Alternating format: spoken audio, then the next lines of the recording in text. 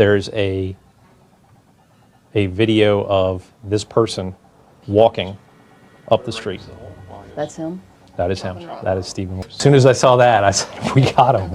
I knew it had to be him. Stephen and Trisha had been divorced for years, but they shared a daughter, and that night she asked for her mother. Trisha came to the house to see her. Sometime after, she was dead, and Stephen drove her body to a rural road he still hasn't been able to fully locate for investigators. What you're about to watch is the interrogation that followed, recorded weeks after her disappearance, once detectives already had enough evidence to know Stephen was involved. The lead detective, Dan, spends the next hour walking him through two possible versions of that night. One where this was planned, and one where it wasn't. By the end of this tape, Stephen tells him what happened and where he left her. Hey. Yes.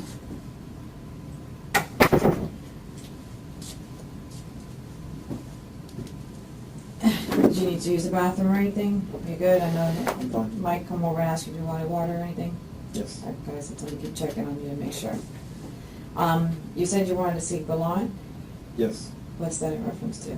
My daughter. Just how she's doing. Okay, so you just want to inquire? She was working on the temporary custody. How's that gonna work now? Well, obviously now it doesn't, but Did you pay him already? Did you already have to? no. No? Okay. All right. I mean, she's safe.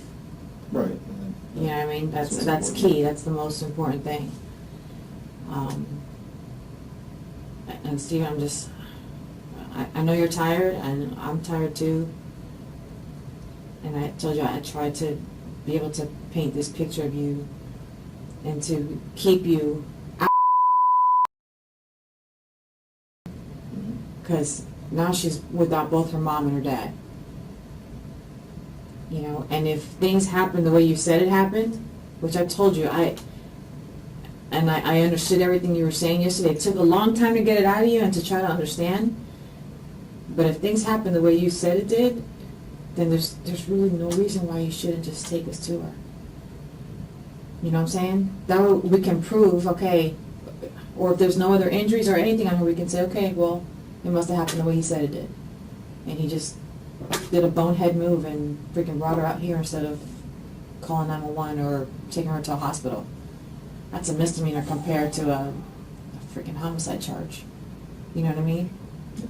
So if things happen the way you said it did, I don't see why you're just not taking her to us, taking us to her. You know what I mean? That just completely throws me off.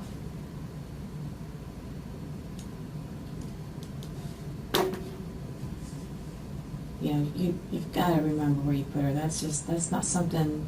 Like I said, you didn't seem like that kind of person. It's like, is this the first time you've done this? If you straight up cannot remember where you put Trisha's body, where you put a human body and they're dead, is this the first time you've done this?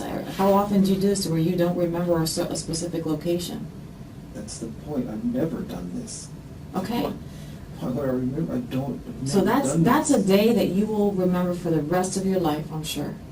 Notice what he corrects here, not the accusation, the grammar of it. She asks if he's done this before, and his answer isn't, I would never. It's, I've never done this. A denial about frequency, not about guilt. He's already negotiating the terms of what kind of man he is before anyone's asked him to.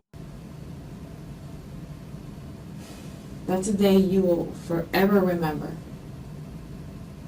Yeah, a lot of it was, panicking. You were freaking out, like you said. You couldn't reiterate it any more than you already have. You kept saying you were freaking out. But there's no reason why. If that's how it happened, there's no reason why you shouldn't be able to take me to her. I don't know where that is. I can't take you where I don't know where. I mean, Is she in Martin County? I have no idea. I don't know where it is. But do you, see, when you drive me crazy. When you do that and you get them real low, and you close your eyes, And it's the same thing you did to me yesterday. You have to close your eyes and I don't know what, you know where she's at. Just like, remember when I kept telling you, why at 120 were you in her car and you just, I don't have an answer for you. You did the exact same thing. It's the, I'm scared and I'm afraid to tell you where she is. I'm scared and I'm afraid to tell you what really happened. But if things happen the way you said it did, no reason why we shouldn't just go get her. If just me and you go, I'll take you right now. Just me and you take me to her. I can't take you to a place I don't know. That's the problem. I don't know where that place is. I can't point to it on a map because I don't know where it is on I'm a not map. asking you to point to it on the map. I can't take you to it because I don't know where it is. I don't have a clue where that is. You have to have some kind of clue. I cannot believe that. Do you think that a jury's going to believe that? That you have no idea where you put? But that's the What- problem. If I could tell you... Wouldn't you want them to? Don't you want closure on this? Don't you If I want could closure? tell you, I would tell you. If I could show you, I would show you. But I don't know where that is. Driving around today, none of that looked in any way Okay, familiar. is it because that there wouldn't be anything of her left? There should be. I remember I just laid her down and I crossed her hands and I left her things with her phone and her wallet. And then I just sat and I just left. Because I was hoping that I was wrong and that like she was gonna be okay and that it was just, I don't know, that it was just like a spell or something. I don't know what.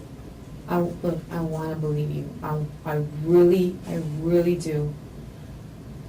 I want to believe you. And you know what? I know you've said this over and over again, but just, you know what? I'm gonna give you. You've got the stage here. You tell me from soup to nuts. I want to know everything that happened. And if there's something you left out before, now's the time to bring it. Now's the time to bring it. See, Even from the look, beginning, when let's you asked start me with, where okay. she is, I couldn't tell you then because even then I Okay. didn't know where that Then was. let's start, then do me a favor, then start with me, 12:08. I know you called her, you texted her. She comes over. You tell me from there what happened. I'm not gonna stop you, you tell me what happened from there. I'm not gonna put any words in your mouth. It doesn't matter anymore. I know. Why does it not matter? Of course it Because there's nothing I matters. can say to show or prove anything unless I can produce a body, which I can't produce this body because I don't know where the body is. I can't do anything. I can't convince you one way or the Well, other. it does No. matter. I want you to tell me from soup to nuts, starting from midnight when she came over, around midnight when she came over. You tell me in your words what happened. You go from there and tell me what happened. I want to believe you. I want to be able to lay it all out there for all the investigators, for everyone that's going to be looking at this, and be able to say, this is what happened, this is his version. I'm not putting any words in your mouth. This is all coming from you. Okay? So you tell me what happened. She gets there because you call her. Yes. Okay. What happens from there? She tends to be. She tends to faith. Okay? It's the same stuff I've already told you. Go ahead, tell me again. She tends to faith. They're doing your paperwork. We're going to be sitting here, so you might as well talk to me. Right? It doesn't matter. It does matter. It doesn't matter, Jess. I can't produce a body, and therefore I can't prove anything I'm telling you. And so Why it doesn't can't matter. you produce a body? Because I don't know where it is. I can't produce something. I don't have magic. I can't poof out of thin air. I don't know where that place was. You're telling me that you don't know where this place was, that you were just freaking out, but you were smart enough to think about packing extra clothes and taking it with I you. didn't pack extra clothes. That bag was already packed with just clothes. I never unpacked it Okay, when I stay somewhere. but you I just had it got enough, water you were and together something to enough, eat. you had it together enough to say, I'm gonna bring extra clothes with me, because you didn't have those clothes in her car, did you? No, Is there any reason why I- she had your rucksack, or how you explained it yesterday, how she had extra clothes, your extra clothes in her car?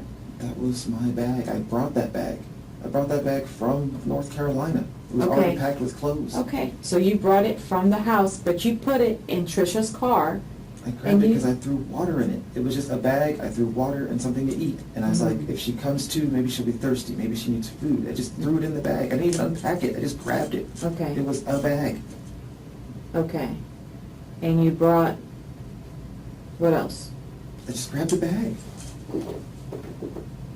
It's like, I there's a would bag. feel, I would threw feel water so and much a snack better, in it. honestly, I would feel so much better you tell me, and, you know, that you try to give her a proper burial, you know, that you didn't just leave her out there.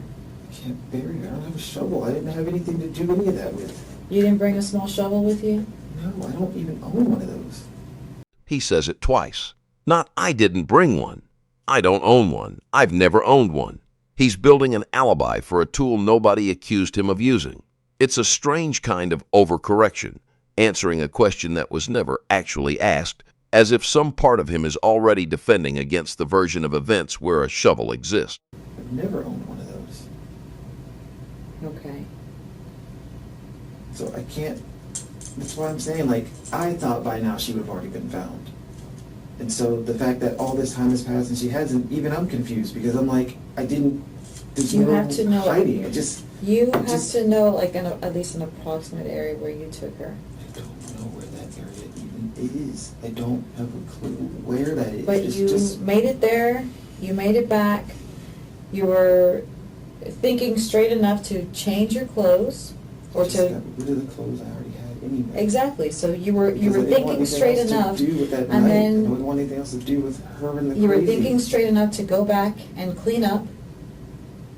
You were thinking straight enough to send that BS text the next morning just to cover your steps. It was the next morning. I thought I know, but you told me, you had already told me you hadn't slept all night. Just laid there. The only reason you would not take us to a body is because she didn't die the way you're explaining. But she did, and I can't tell you where that is, and I don't know where that is. I don't have any recollection of where that place is located. You remember making a right on Bridge Road. That's it. And even then, And then it's just what? a dark road. Is all I remember. I'm just driving, just a long dark road, just dark and straight. But I took you out at night. Did that help jog your memory? Probably not, because it's dark out there. Everything, Exactly. even during the day, it just looks like trees and grass and trees and grass. And if we do it at night, it's just gonna look the same, I'm sure, just trees and grass. I don't know where the place is. I have no idea where it is. I You don't know. have to have some recollection of where it I is. just don't. And if I could, I would bring it. You can. And then you could see. You can. Everything I'm telling you is what I'm telling you. Stephen, you can. The only reason you're not is because she didn't die the way you're saying. She did. And that's why I freaked out so much, because she did. Everything like that happened, and I freaked out because I'm trying to figure out why this is even happening. I've been good to her. I've been nice to her. I've given her space. I've let her say whatever she wants to say. So You know, you're give her thinking she her did this on soapbox. purpose. I figured like it was a setup of some sort, because she's set me up before in the past, and I'm thinking like, okay, so this is like some ultimate spin game kind of thing. I don't even know what you're trying to do at this point, and I don't know why you're trying to do it at this point. But once again, I can't pinpoint where she is in life at the time, because she just goes from one side to the other. Okay, well, you're talking about where she is at this point. Are you talking about where she was mentally at the point? Yes, I mean, like do I need to mentally get- and emotionally. I don't know. She just tells me one thing, and I just take it for a grain of salt because I don't believe it. I think she's just playing games. That's how I've always viewed her, just playing games. I just don't really pay attention to most of it. I feel like it's just, I don't know, she's just filling blank space. She's just talking to talk. Right. There's so much more to it. You're really just not, we show that to a jury.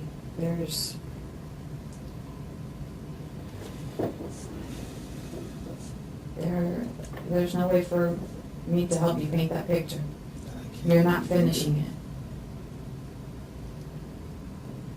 You're not finishing it. I can't tell them that. I can't tell them that. And without having her to prove your defense,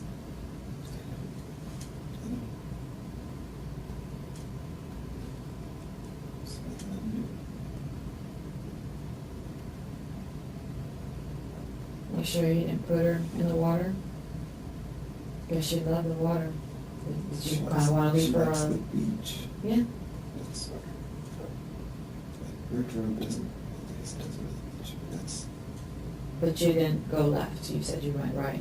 I went right, just because it was just long and dark, and I just drove, and I just spaced out and drove. I just trying to put pieces together and figure out what happened and why it happened and what she was trying to do and why she was trying to do it. And if there was something she had said the day before that I just didn't pay attention to, and that's why this is happening, or if in our text messages in the past, or if our conversations in the past, or I don't even know. I just trying to figure out what in the world this was for. Like, what was the point? Because it doesn't make sense to me that you would do this now. But it didn't even make sense to me way back then that she would even do it. So now it still doesn't make sense.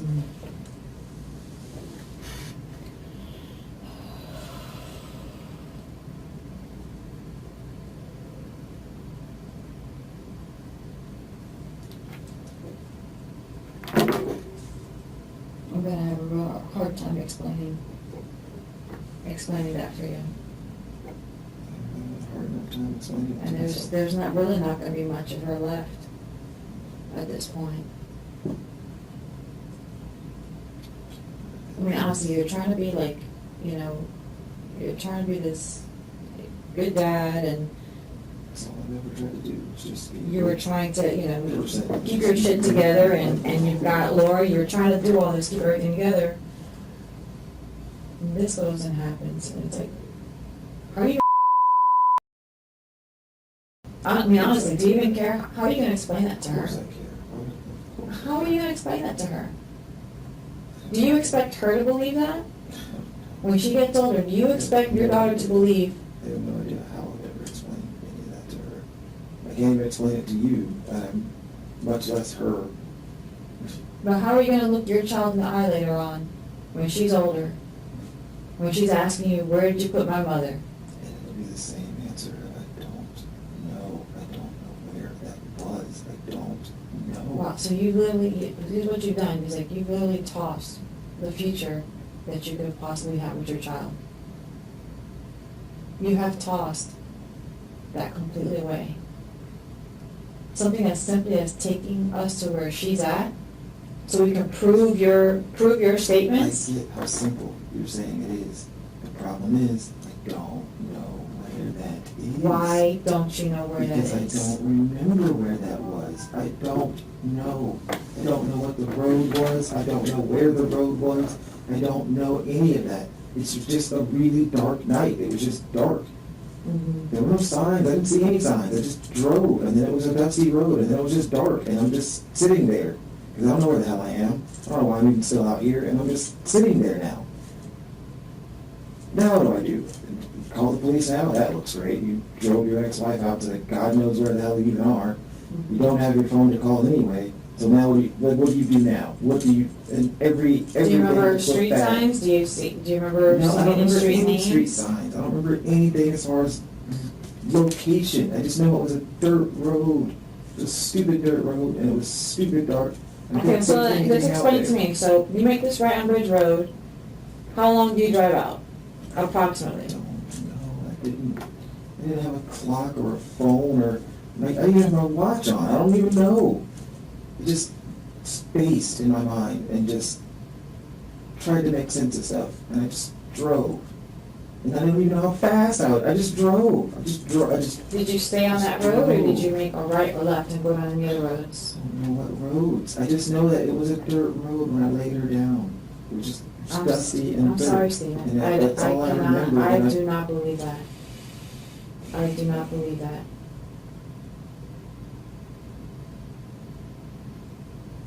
I do not believe that. That's the explanation that I have to give to her family and to the jury. He doesn't know. If I could just He must do this all the time, but he just is confused as to where he actually took her as opposed to anybody else. All the time. That's what I'm saying. But It, if I did it all the time, it'd be easy to remember. I do my job all the time. It's easy. I can do it without my eyes closed half the time. Because I do it all the time. It's something I do. It's repetitive. I know.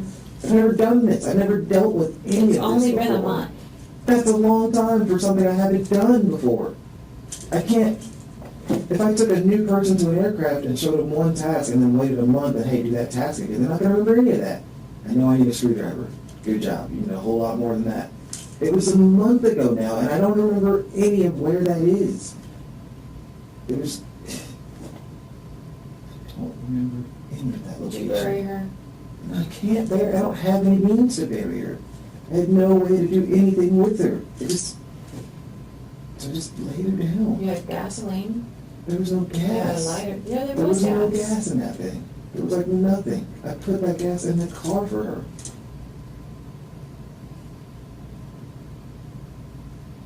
That's the whole point of getting stupid gas anyway, was to put it in this stupid car. That's how I did it.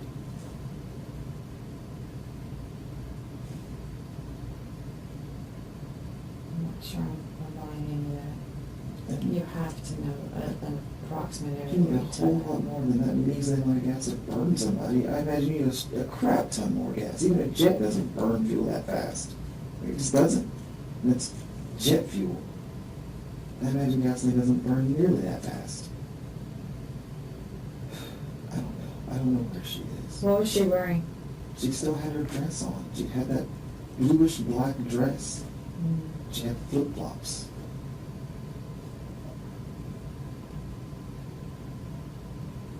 And what did you leave with her? Her phone and her wallet.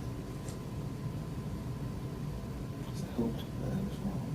And that she was just, not catatonic, but just, I don't even know what. I just hoped, beyond hope, that I was wrong and she wasn't dead. And she would wake up and she would have her phone at least so she could call someone. She had her wallet if she needed to pay for a ride or, I don't know, this ID for herself. I don't know, it just made sense at the time. So I just left it. Stephen, was she there before you left to get her laptop like you said? No. She yet when I left to get that. Faith was still sitting there with her, watching her show. And that's why I was like, it's stupid to get your laptop now when you're just trying to get her to go to sleep. You can just do it later. And to her, it was really important that she have it. Okay. Which laptop did she want? She said her work laptop. She said work. She had work to do. And I'm like, Why did you leave that out? the work laptop? Why did you not tell? I can think of 5 previous interviews that you did. Because it wasn't With law even enforcement. important. It just It's wasn't. very important. When you clearly said that, you guys were in the house and you Yes. just went to get gas. But that's pretty important. You forgot to mention that you took her car and went to go get her laptop.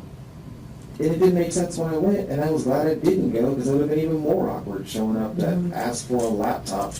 And so I came back, and then I realized, yeah, your car is pretty much done. Like there's almost nothing in this car. Mm-hmm. And then that's when she was like, yeah, I meant to get gas in the morning. And I'm thinking, of course you did. So that's when we discussed the whole getting gas, looking for a gas can, and that's when I got the gas for her. And at that point, when I came back, that's when I saw her, and I'm thinking, Why did she have you go get gas for her if she was going to go home? She was going to pass a gas station on her way. I didn't question. It just made sense to me. It just, I didn't. You know what look makes sense to at- me though too? Remember when I talked to you about the cell phone?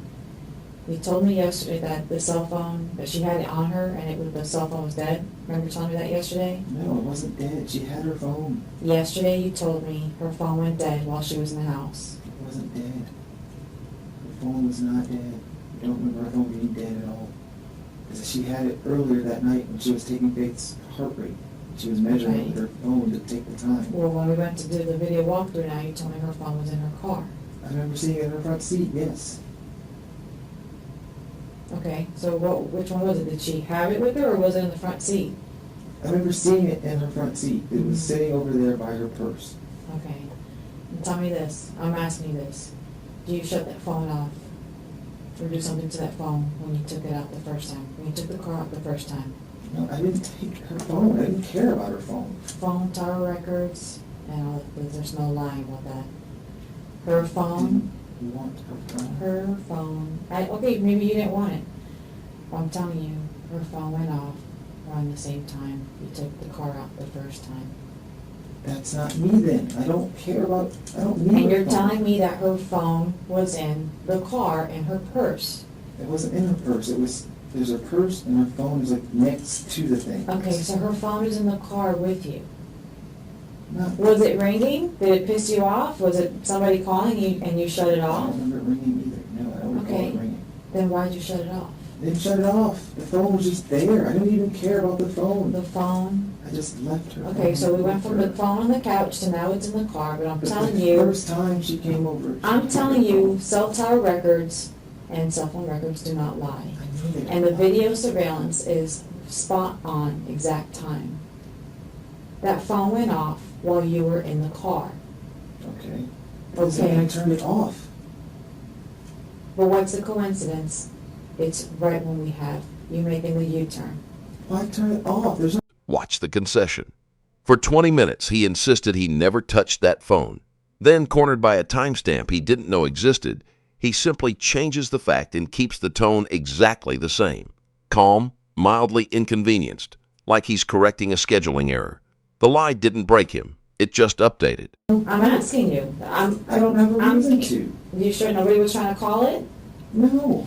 I know you said there was a guy. Why would I answer it? You said there was a guy's picture on the phone? Yeah, when she was taking Faith's pulse, Mhm. she went to unlock her phone with whatever the thing is to unlock it.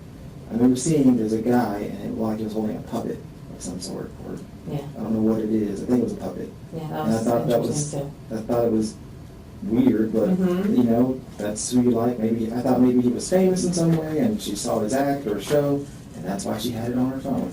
Or maybe that was the guy she was talking about. Mhm. And it wasn't until talking to Chastity When that was she that's the taking the guy. baby's heart rate? When she came over the first time, Okay. before 8 o'clock is when you saw that, when you last saw that phone in her hand. But the Yes. next time she came over, that phone was clearly in the car. it was in her Because car. yeah, it I was in remember the seeing car. it in her car. Okay. Yes. And do you remember shutting it off? No, I didn't turn it off. I have no reason Did to. you put it on airplane mode? No, I don't even have access to the phone. I don't know what her PIN code is. I don't know if it's a slot. You don't need a type. PIN code to shut it off. What? I'm telling you that phone went off when you were in the car with it. Then what happened to it? No, I remember leaving the phone with her. When I laid her down, I gave her the phone so that she could call someone. In the event if she woke up and was like, oh shit, where am I? Hey, at least I have my phone. So you I can remember call as much someone. detail as to tell me that, you laid her down, you crossed her hands, right? Not How'd you like- put her It hands? was just down on her things that I left with her. Like, I can't show you, but yes, I left. No, show me as best as you can. How did you leave her? I just laid her down. She had her dress, and I laid her down on her back, and I just put her hands down. And that way she had her things. They were all like, This is the most detailed he gets in the entire interview. Not the drive, not the road, not the hour. Her hands. He remembers exactly how he arranged her hands. A man who can't recall a single street sign can choreograph, gesture for gesture, the last thing he did to her body. just And what things are those? What did you leave with her? her phone and her wallet. So she had ID. She had money if she needed it, I guess. She had her phone so she could call for a ride. How much money did she have in there? I have no idea how much money was in there. I just left it because it's hers, and there you go. So you remember as much detail as that, but again, you don't remember I don't know where that was? I don't know where it is. I didn't look for geo-references. I didn't do anything. I just was like, I'm just going to lay you down and hope to God that I'm wrong. And just hope beyond hope that I'm wrong and you're okay. And that when you wake up, you can call someone and you can get back home or whatever, because I don't want anything else to do with this stupid night. This whole night is stupid, and I don't understand why it's like this. I just want nothing more to do with it. I don't want anything more to do with any of this. It's looking really bad right now, you leaving out the part of I'm going off while you're in the car with it. Come on, you're so smart. I'm not smart. You are If I was so very. smart, I wouldn't be here No, right now. you are very. Not, You are very smart. not even close. I don't know anything about where she is. I don't know where that place is. I don't know. When you laid her down, did you put her in was it a puddle? Was it sand? Was it grass? Was it a bank? Was it It was a... just dry, and it was still dusty. The area was just dusty, and not arid, but just, I don't know, it was just dark. How long did it take you to get back into town? It just took a minute. It just took a while. I didn't time anything. I just drove and. Well, you had it come too, if you remember as much detail as that, laying her down, putting her hands. Because I You remember were laying coming her too. down, and she just looked peaceful, and she Okay. looked sweet, and, you know, Okay. she looked like the Looked person I peaceful? remember her being, not crazy, and just. That's what I think she did. I think she went crazy so on you much that night. crazy. And just wouldn't shut up. Because you No. said it yourself, you couldn't stand it. She would sometimes talk for an hour or so, and you just... Even the night before she talked, I just let her have her soapbox. She wanted to talk, Mhm. go ahead and talk. I was tired, but she was done.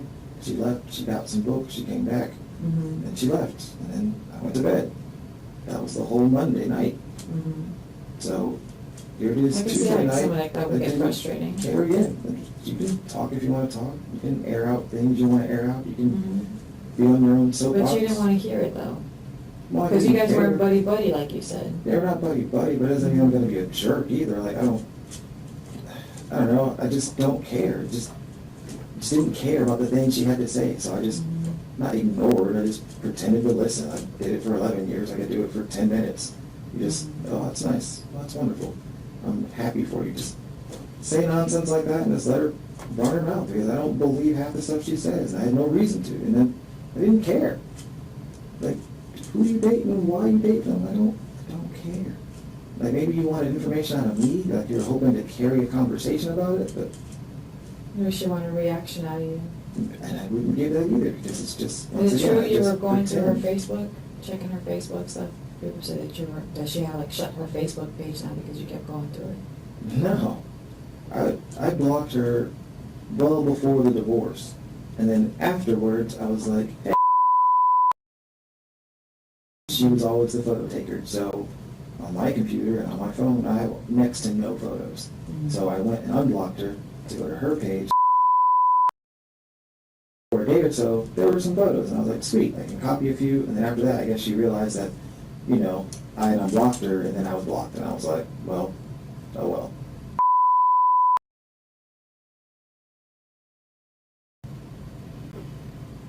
And I just left it at that, like, well, I can, you know, in so many words, I see what you don't want me to see, whatever it is on your Facebook. I mean, I don't care, but that's fine.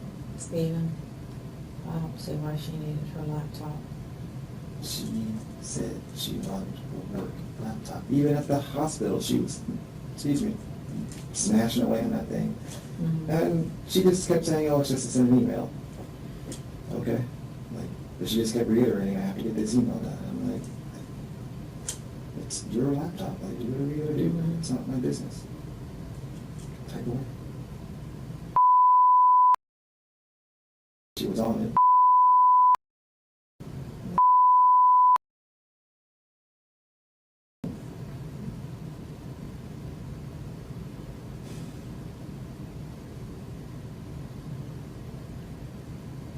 Was she already in that car when you left the first time? You know, she was still home.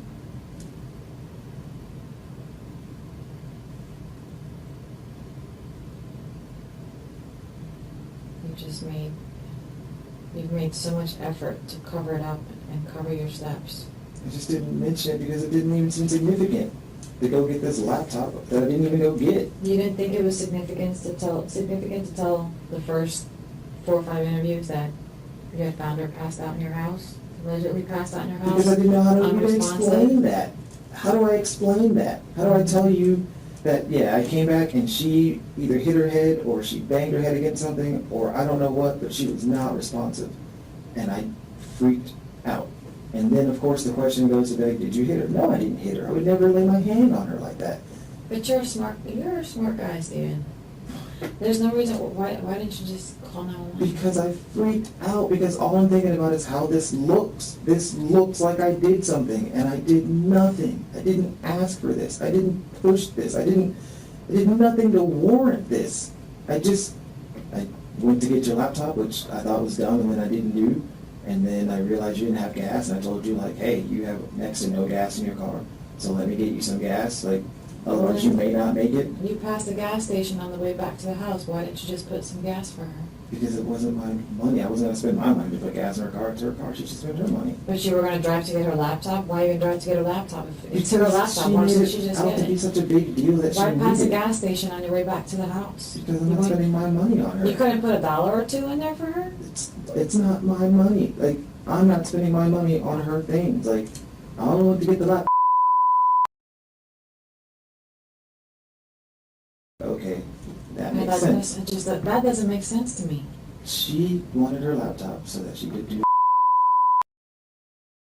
That's silly, because once again, you could just wait until you leave. So you were going to Or leave, could wait you left the until house at tomorrow. 1 in the morning to go get a laptop. Yes, and halfway there, I'm like, this is dumb. This doesn't make any sense. I think she was already in the car by then. No, she wasn't. She was still already in the car by home. then, and that's the last thing he needs to get, is to run out of gas. Run out of gas. Run out of where? gas with her in the car, Then I would just leave the car. like you did the second time. No, I would just leave it where it ran out of gas. If it ran out of gas, then like, why get gas for it? That's just dumb. I would just leave it. If it's out of gas, it's out of gas. It's not my car anyway. I was only trying to be nice. Once again, hey, you have next to no gas in your car. You should do something about that now, because you notoriously don't put gas in your car.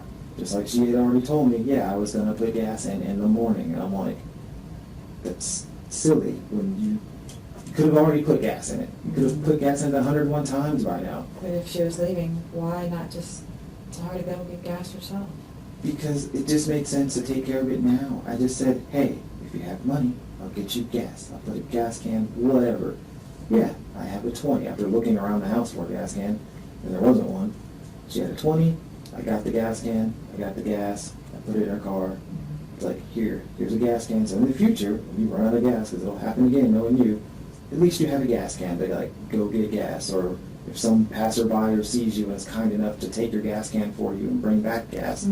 Listen to how he narrates himself in this moment, not as a man managing a crisis, but as a patient, practical ex-husband solving a recurring inconvenience. He's not describing what happened that night. He's describing the kind of person he'd like this to have been. It's a performance for an audience of one. You're good. You know, like, you at least have a gas can, because you're going to do this again. That's how I looked at it. Like, this is something you're going to do.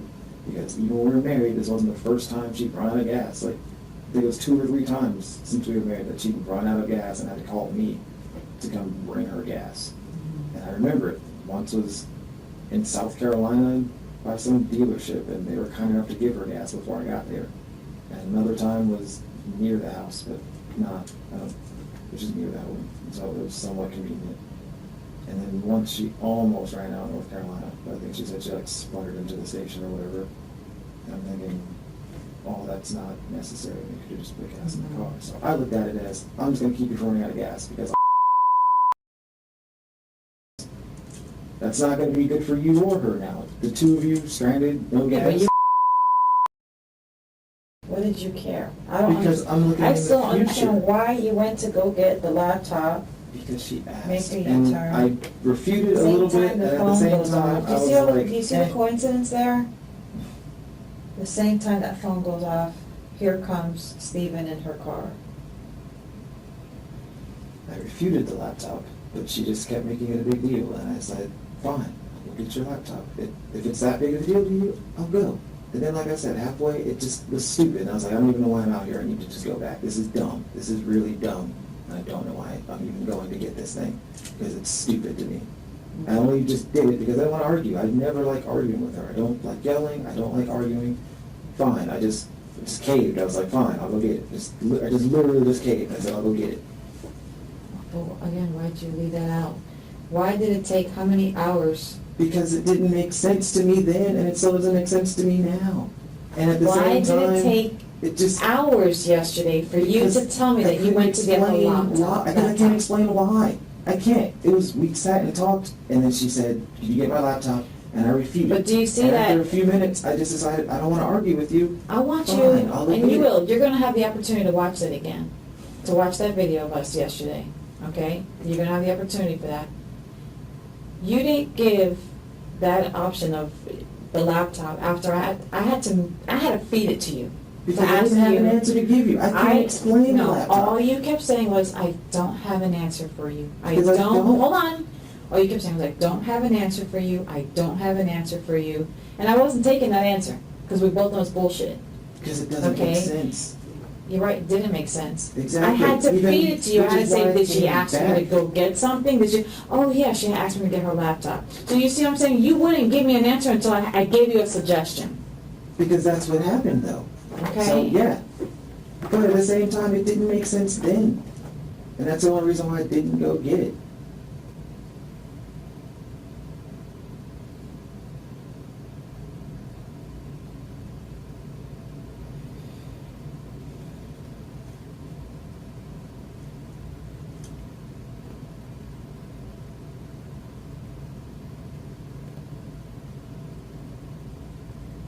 I know something better.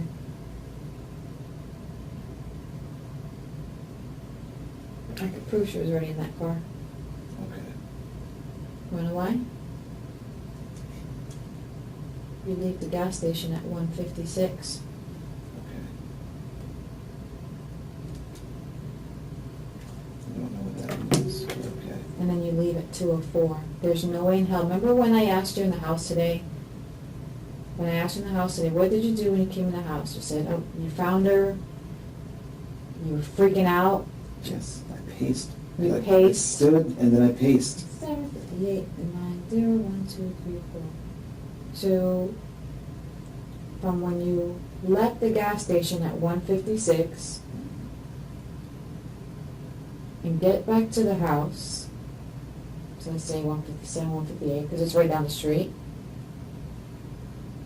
You're telling me that You're telling me that in those very few minutes, you found her passed out, tried to assess her pacing, went and put her in the car, because you, and again, on video, we're doing a video walkthrough, that you're freaking out, you're walking back and forth pacing, but you grab your bag of clothes, or you said you put water, and then you leave again, and like you literally did all this in like 5 minutes. All I thought was, I just don't want you here. I don't want you. I didn't know what else to do. I just didn't want her She was there. in that car already. She was not. I just Did didn't you want her get messed up on your alone. times? Did you get messed up on your times thinking, okay, maybe was it, no, but she was already in that She car. wasn't. I had to drag her into the stupid thing. And even then, I just didn't want her there. I just wanted her to go back home and go home. You had to drag Leave her? me alone. Well, not drag like by her arms. I picked her up and then, yeah, I laid her to the side of the car and then I pulled her through the car. And I closed the door. And I got in the car. And I cranked it. And I'm thinking, So what the those heck? few minutes, you're sitting there and you're, the pacing, the freaking out, not knowing what to do. Because I didn't. You The only thing carried that her made sense to me was I don't you want her here, carried her and from I the don't know what to bedroom? do. Carried her from the bedroom, and you went and you laid her out in the living room. Do you remember telling me that? Yes, I brought her to the living room Okay, so I could see because there's a better light in there. okay. So, you at no point try to do CPR, call 911, you don't do any of that. You go and put her in her car. Yes, I could take her home is what I thought. I can just take her home and she But can you be out of didn't. my hair. But you didn't. You Because- wanted her out of your hair, and you got it. Because I didn't. You got it, and I'm gonna prove it. Not in that You sense. I wanted got it, her to go and home. So she could You be sent her home alright. and not just be doing the Stephen, you crazy stuff she sent her home does. already. That is way too short. That's even a much shorter time period than what I originally thought when I was talking to you yesterday. She was already in that car. She was not. Stephen, she was in that car already. She wasn't. I had to put her in the car. You put her in the car, and when you were driving south on US 1, hear me out, You're driving south on US 1 and you realize, oh shit, I'm running out of gas. That's the last thing. No gas? Because you can't leave her body in the car with no gas. Why not? Why not? Because you gotta get rid of it like you did. I didn't need to get rid of it. So much to the point that, remember, you're freaking out. Remember, you're freaking out. You don't remember where you went. I could just leave then. If that's what you're, I could just leave. I could just leave and walk back. Like, just leave it. It's her car, just leave it and walk back then. There really is no emotion in there. There really is nothing in there for her, huh? What are you talking about? You wanted I'm her what gone. you're saying. I wanted her to not be dead in my home. I wanted whatever this was to not be affecting me the way it was. So you didn't want her dead in your home. And what did you say before? You think she took roofies and that if she alleged that you had raped her? You understand that you need proof for that, right?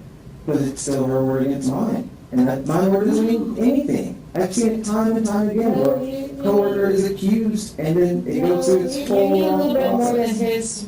his word versus her word.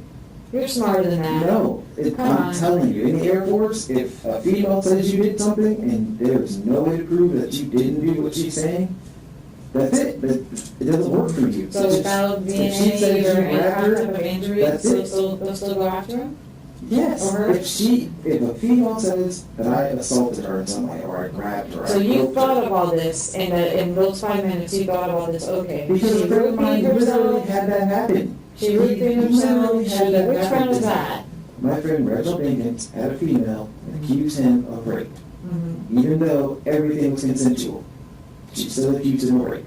And the next day, he's in cuffs because she says he raped her. Even though he's like, that didn't happen. Everything was consensual. But the simple fact that it was his word against her word, and there's no third party to say otherwise, he still... Did you not think maybe something was seriously wrong with her? Who? Trisha? Yeah. Did you not think, oh shit, maybe she got hurt somehow, something happened? It didn't When make she was, sense. so you're telling me I don't want her dead in my house, so she's clearly dead already in your house. She's not dead yet. I just didn't want this in my home because I can't explain this. When someone comes to look at this and they look at all of it, none of it looks good for me. Just like now, it doesn't look good. What's all of it? Just the whole scenario. Her coming over to the house to take care of the baby. Wouldn't that have been a lot easier to explain that her ass just go completely missing, and then come to find out a month later you got rid of her body? Wouldn't that be a lot easier to explain? No, it's not. Because it doesn't help me still. If nothing helps And me. she was, you saying she wasn't dead at this point, why wouldn't you make an attempt to revive her, to get her any type of I medical just wanted her attention? to not be in that home. I wanted all of that to not be, I wanted to take back that time frame where I went to the gas station to get her gas. So I could not have even gone. I should have just said, you go do it, and I'll be here. That's what I should have done. But you were generous, But I you were didn't. generous enough, and you were gonna take care of her, you were gonna go get her laptop.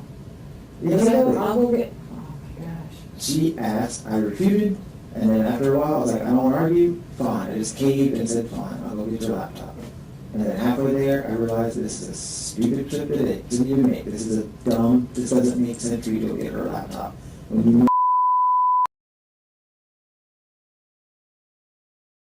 left. And it didn't You make told me sense she to was only, that she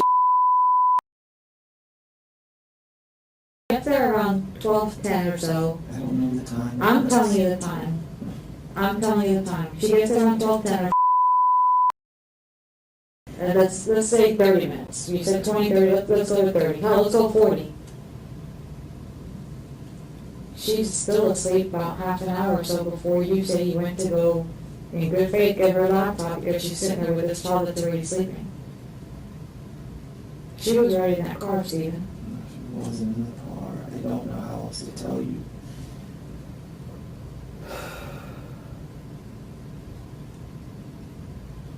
You see how this is looking? It's not looking good for you. And it's the worst part because I can't. If I could just show you where she was, you could see that one. I wish you It's would. true. I wish you I would. can't show you because I don't know where that is. I don't know where that was. I don't know anything about that space, that place, wherever it is. I don't know where that is. And therefore I can't take you because I don't know. And driving around down all those roads, every road just looks like another dirt road. None of those roads look any more significant than the last road. They just look all like roads to me. And I don't know. Yeah, but you remember passing mailbox or a street light, No. fences. None of that.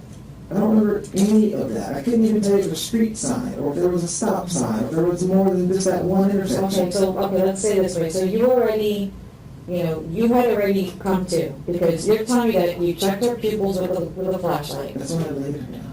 You laid her down. And that was my last time checking her. I laid her Okay, down. so she's clearly dead at this point. Clearly dead at this point. I was hoping she wasn't, which is why that was like the last You're thing hoping, for of me. course, yeah, you're hoping she wasn't, but she was dead, right? You checked her pupils, she's non-responsive.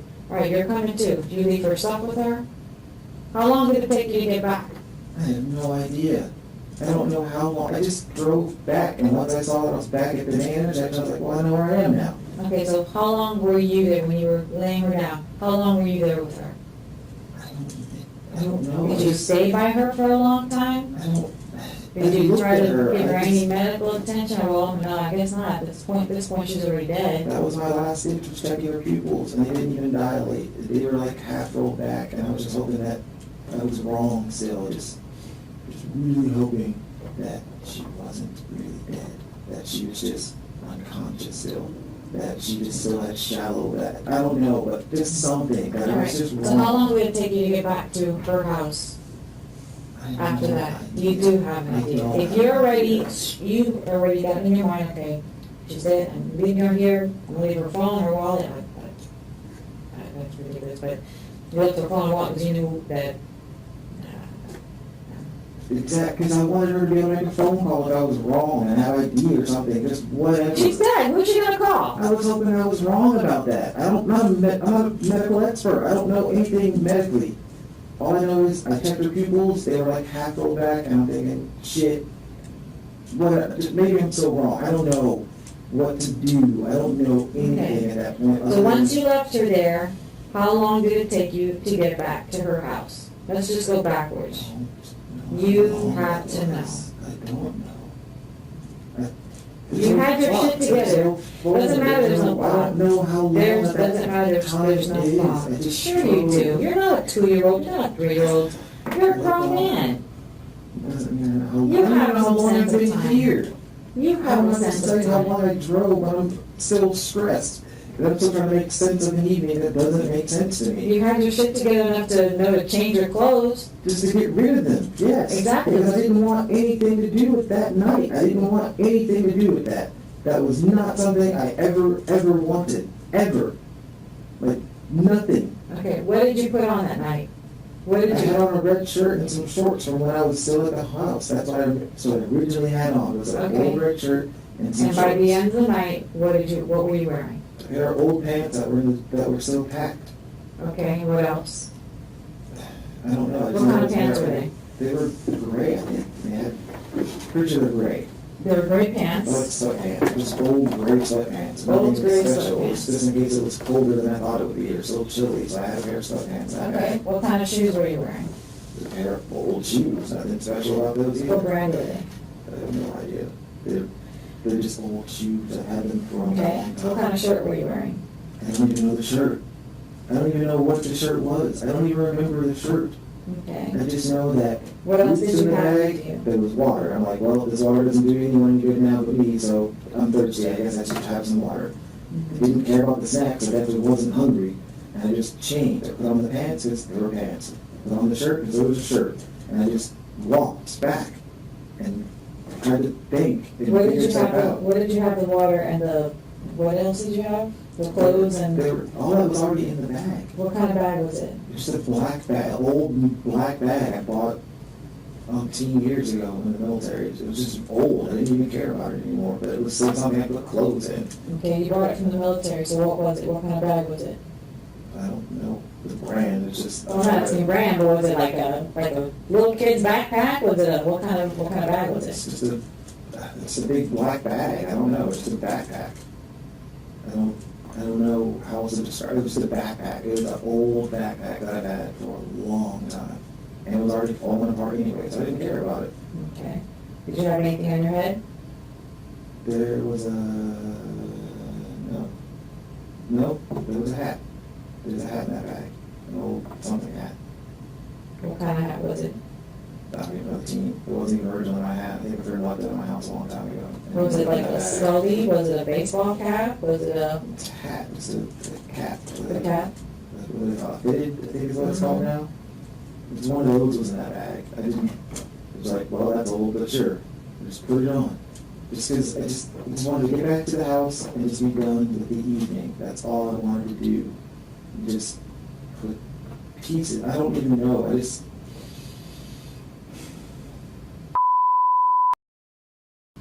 Did you ever think about that? Yes, another reason why I wanted to go home. Wouldn't you try to hurry back? You took, Sure. what, 2 hours and 43 minutes, something like that? I don't even know how long it was. It was 2 hours and 43 minutes. Okay. You left her alone for 2 hours and 43 minutes. 2 hours and 43 minutes. Not an estimate. A number pulled from time-stamped video, precise to the minute. And in all that time, by his own account, he never once picked up a phone. Not hers. Not his own. Whatever he was doing out there, it wasn't looking for help.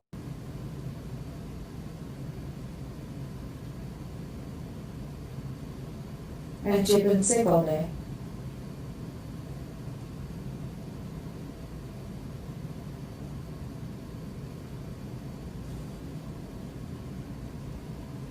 So with that, and at this point, and you leaving her out there and not taking us to her, I really don't think you care for either of them. Of course I did. I still cared for Tricia. I still cared for her. Just because we're divorced doesn't mean I didn't care about her. Sure. Of But course you I wanted cared her about gone. I just wanted her to not be in that house at that point. Like, No, at that you wanted point, her I gone. wouldn't You want- I didn't want you in wanted that her home. out of your life. You wanted her gone, and you got it. No, not like that. If it was one of those like, hey, I'm gonna take a mission trip for a year, have fun, do that. That's great. Live your dream. I've always told her if you're gonna go on some extended trip, just leave. Come on in, Thank you. please. Tom back at all. Hi, Oh, we haven't met yet. What's your name? Stephen Williams. Steven. With a P or a B? B? Okay. I just got a couple questions. I've had an opportunity to listen to some of your statements to Jesse today. I haven't been involved from the very beginning, and there's just a couple of things in my mind I need to clear up. So if you don't mind answering a couple of questions, I'd appreciate it. Do you mind talking to me? Sure. Okay. And you've been very cooperative, and I understand you flew down here with these guys, and I guess you even stayed in the same hotel room and so forth on the way down. Is that right? Yes. Okay. And they told you all of your rights and everything, and you've indicated that you have no problem cooperating with them? Is that how you feel about this? Yes. Okay. And certainly I appreciate that. I assume that what you're trying to do is put this all behind you. Is that fair to say? Yes. Okay. So the only thing I heard you and Jesse talking about, and I just got here, was obviously the night that your ex-wife disappeared, but there was something that you had mentioned about kind of referring to drama, or her being dramatic. Can you kind of expound on that for me? Because I'm not quite sure I follow what you meant, that she talked a lot and was kind of dramatic. Tell me what you mean by that. She's always overly dramatic in her storytelling. Everything's bigger than what it really was. Everything was more exciting than it really was. But that's just how she is. That's how she likes to embellish her stories. That's a redhead. And I'm like, that's fine. I don't care. Once again, we're divorced. I have my own life. You have your own life. If you want to embellish your stories now, embellish them. It doesn't matter to me. I don't care. Right. You know, this How long were you guys married? almost 11 years. Very close to the end of your relationship, is that right? Yes. Okay. So, from the time of this incident to your divorce, you had been divorced for approximately how long?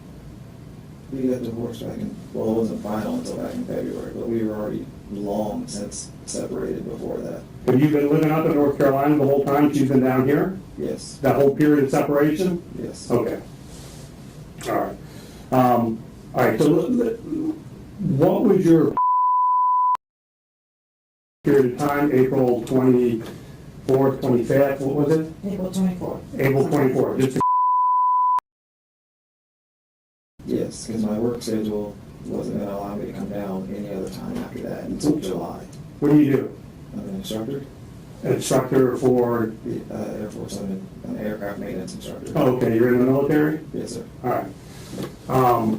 So you're gonna come down, how many days did you intend to spend with her once you got down here? 3 to 4 days, depending on if my girlfriend was gonna be able to work Thursday or not. If she wasn't working Thursday, then I was gonna be home Thursday with her. If she was working Thursday, then I would've just stayed. Stayed another night? Right, because she's working, so I wasn't gonna be able to hang out with my girlfriend anyway. Now, somebody told me you're local, you're from Martin County? No, I grew up in Palm Beach. Oh, Palm Beach. Park, Where'd you go to high school?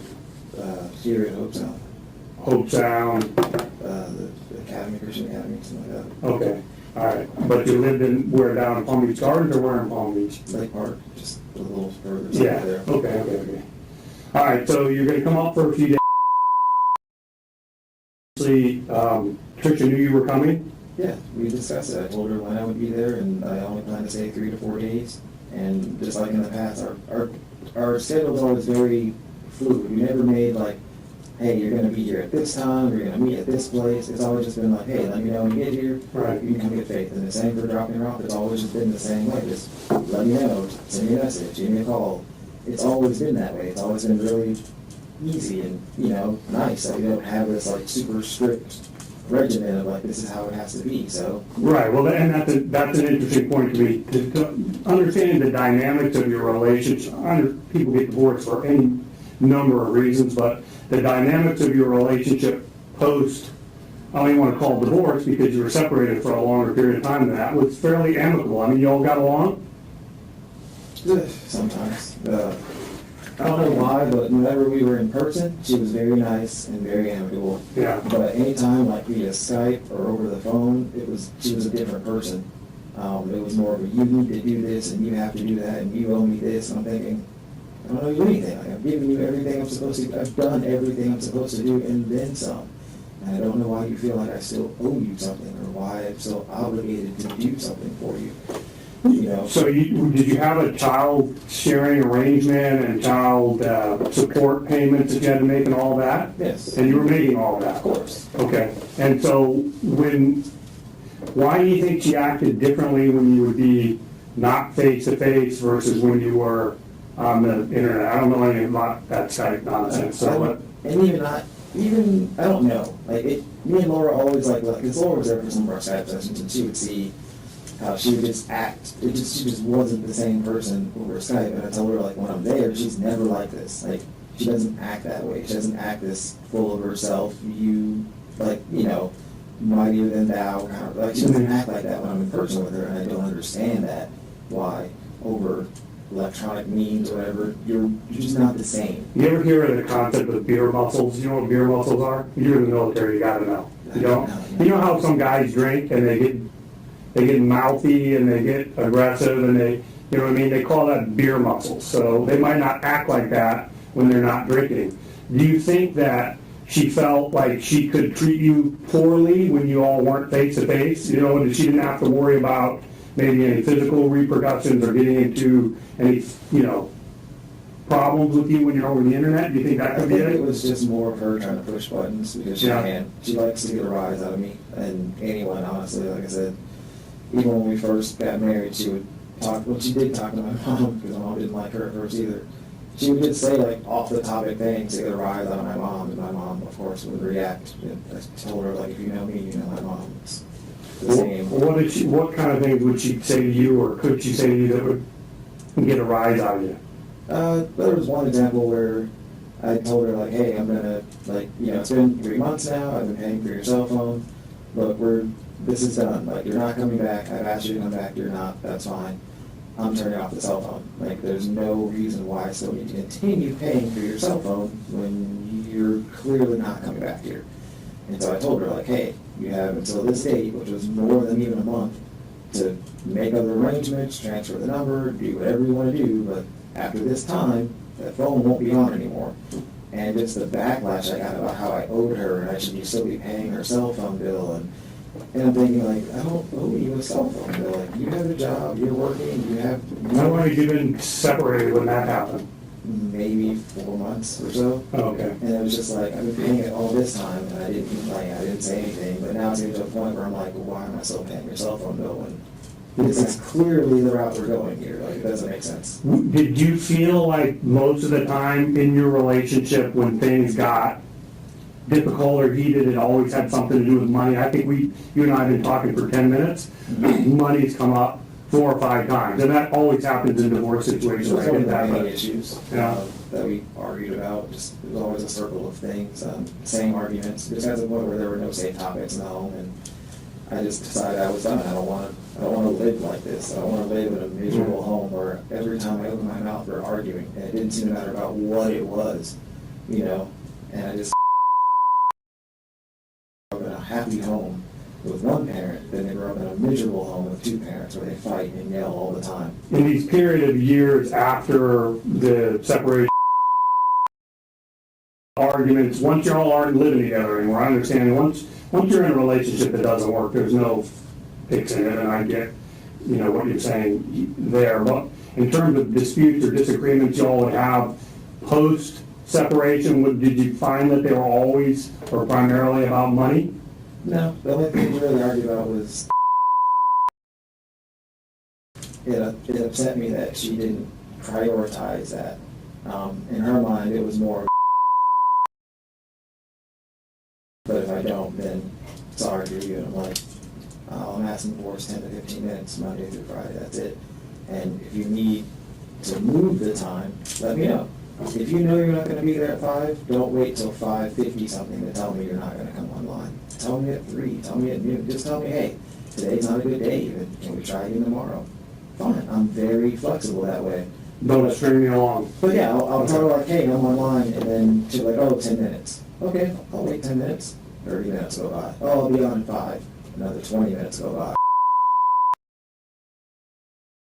Okay, try again tomorrow. It got to the point where I'm like, I'm not going to bother even getting upset. I'll just try again tomorrow. So when you came down here in April, several days, I guess you rented a house or is it the air bed and bath thing or whatever they call that? Airbnb.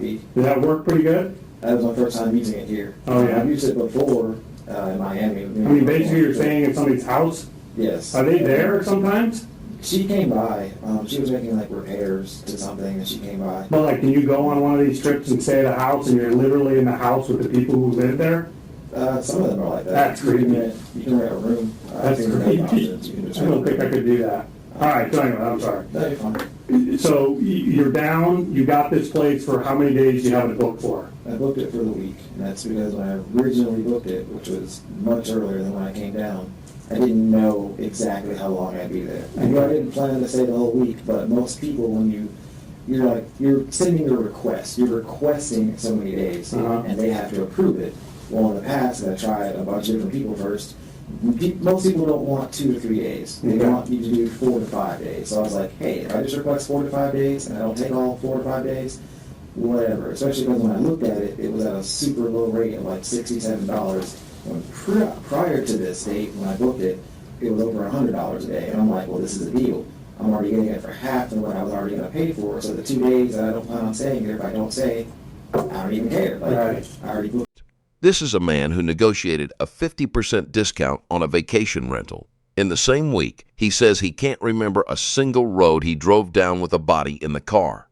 The memory isn't gone. It's just allocated somewhere else, toward the things that matter to him, which apparently were never her. For half of what I Still was- cheaper than the 100 or whatever it was before. Exactly. I got And you. it was cheaper than any hotel, and I didn't want to do a hotel. So before you come down, you call Tricia and say, I'm coming from April, whatever, 24th? We talked via Skype. I told her when I would be there. Okay, and did you intend to have time that you were here? The time frame that I was going to be here, I told her, yeah, just like I always do. The time together, she stays with me unless there's an issue, which there usually isn't. There was a time that passed where there was, and I took her back to her mom's house, and that was fine. Okay, what about you? I stayed with my mom, so yes. Okay, all right. And even then, I didn't stay the whole time with my mom because one, we just didn't get along, and then two, I felt like her house was causing me to have like terrible allergies or something. So, like halfway through the trip, I just went back to the hotel room. What is you said you're in the military, you're some kind of a crew leader, you said, or something? Crew chief, I'm an aircraft mechanic, basically. What's your educational background? I have some college done. Got 2 associates, I guess, with the Air Force. You get the AAs through the Air Force? Okay, are you working on a BA or any advanced degrees, or? Yes. And I assume that being in the military and doing what you're doing, I mean, you're literally you're working on like jets and stuff? Okay, so I assume that there's some type of like that credit that you would get for that would go towards an advanced degree, right? You can use it towards the A&P licensing, but I wasn't working on that. How long have you been in? Over 10 years now, I think 12. Okay. You're going to do it like a career? I mean, you're going to do the full 20? Yeah, I'm already over the 10-year hump, so you may as well at that point. Yeah. Okay. Anyways, so it's all set up. When is the first day you pick? What's the first day you get her? April?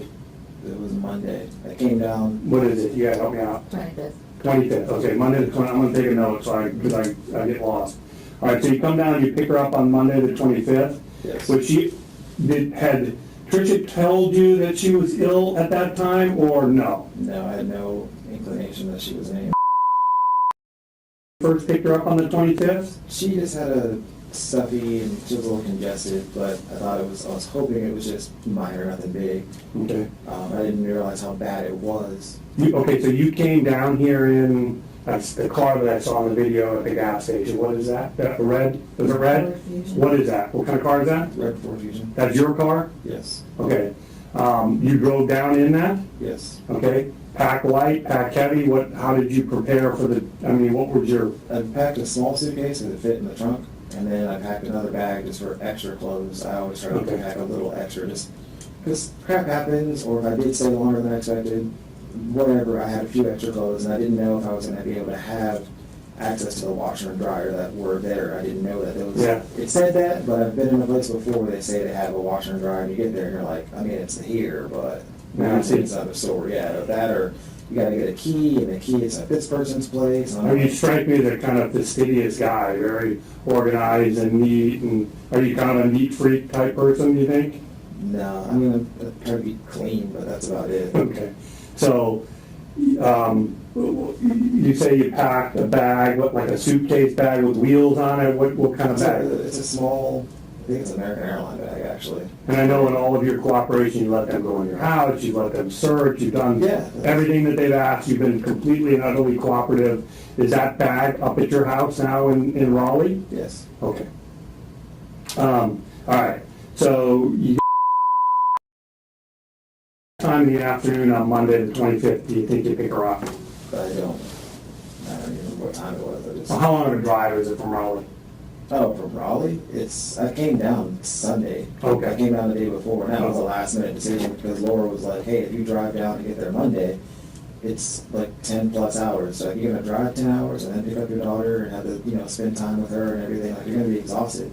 So she suggested that I drive down Sunday, get a hotel, sleep the night, and then Monday go get her. And I was like, that Okay. doesn't make much more sense. Okay. And literally on the road down, I booked the hotel at Fairfield, which was $60-something, but I had some credits through Expedia, so I made it $34. You're like a wheeler dealer guy. You got the I just- bread and Well, that was just from all Airbnb. credits, and it said you can apply these credits. And I was like, Okay. well, sweet. All right. So what you afternoon before lunch, after Picked her lunch? up in the afternoon. I remember because I came over in the morning to get the home, Okay. and at 9, because Candy on her site says, check-in's at 9, so I showed up a little before 9, and then I messaged her to ask, well, how do I gain access? Where's the key? Are you coming over? Like, what's your routine? I don't know, and I probably should have asked you beforehand until I wait until now. A few minutes go by, and then she messages me back and says, like, oh, she wasn't even sure if the current people were gone yet, and I was like, oh, that's awkward. And then on top of that, she hadn't had time to clean yet, and that she would be done hopefully by 11 something or whatever. And I was like, well, I don't really want to stand here while you clean. That's just awkward. Even in a hotel, I don't just stand there while the cleaning. Yeah, but you're willing to go to one of these places and stay in the house with the owner of the place? Well, I don't want to Awkward. stand over her shoulder while Yeah. she's like making the bed or putting on the toilet. So I figured I would just leave. I needed to do some shopping because, you know, the other benefit of Airbnb is it's a full home, so I can have food, I can cook, whatever. It's no big deal. Whereas at a hotel, I have to eat out, and even then it's just cramped and. Overtly, I mean, she didn't seem to be very, very sick. Even that day, she was Okay. running around the backyard. When was the day, when did she first get sick then? She was already sick. She just wasn't that bad off. I didn't realize how bad it was, I guess, the Monday. Because like I said, she was Okay. just congested and stuff. When was the trip to the hospital though? Didn't you and Tricia? That was the next night. Okay, so now we're on Tuesday the 26th. You gotta keep me on my times because I'll get screwed up and then I'll confuse you or myself. All right, so Tuesday to the hospital, Yes, and that's in whose car, hers or yours? in hers. Okay, and hers is a little white. What is it? What's her car? To Dodge Neon. That's the one we see in the videos with the hubcap or whatever it is, right? Okay. Whose car did you go in? Hers or yours? Her car. Her car? That's on Tuesday to the hospital? Mhm. And what time do you guys leave the hospital? Do you remember? I have no idea what time it was. I don't even know what time we went to the hospital. I just remember. Afternoon, morning? Well, it was in the evening. I just don't remember time. I wasn't referencing everything. I didn't look at the clock before I did it. Just Yeah, I got it. beforehand, I was trying to debate with her about going. I was like, we don't need to go because you just gave her some children's Tylenol. Let's wait. Okay. You know, if you did give it to her, wait an hour or so or whatever. Wait a little longer to see if it has any effect because how else would you know? Is she kind of, you ever hear the term helicopter parent? You know what a helicopter parent is? No, I don't. Somebody, you should know, come on, man, you're the aircraft guy. It's a parent who kind of hovers over their kids and is very protected and very involved and probably much so, overly so. Yes and no, because was the more protective. I was more cautious with her. You know, we would. She's capable of walking, and Tricia is, you know, like to that wall. Who is all the way over here, playing in the water, and I'm like standing in between, and I'm like looking at her, like, "What are you doing?" She's like, "Oh, I'm sending a message." In the waves, like. She couldn't swim. Right, she doesn't understand waves. If Yeah. one comes in and she obviously didn't have time, like, there she goes. And I'm thinking, like, are you kidding me? So I Yeah. pick her up and I bring her back, you know, to the shore where she's not gonna get sucked into the ocean or whatever. Right. But it was just always, like, I was always the more cautious parent, where she kind of just had that laissez-faire, it'll be okay kind of thing. Mhm. I'm like, you can't do that. Things happen. So, better? No. No? She was still really lethargic, very quiet. She didn't really talk or communicate much. She just wasn't herself. She just kind of sat there. She wouldn't even really answer you when you asked her questions. Okay, is that the night then, as we talk about the evening of the 26th after the hospital, is that the night that Tricia comes over to the place you're staying at? This is all the same day? Well, it's 2 different days. She came over Monday night as well, though. Okay, But Monday night was after I texted her and I said, "Hey, I don't have any toys. I don't have anything. I don't have any way to entertain her other than television. And I don't want to sit there and just pop her in front of the TV all day. That's just silly. Okay. I didn't even have like colored books."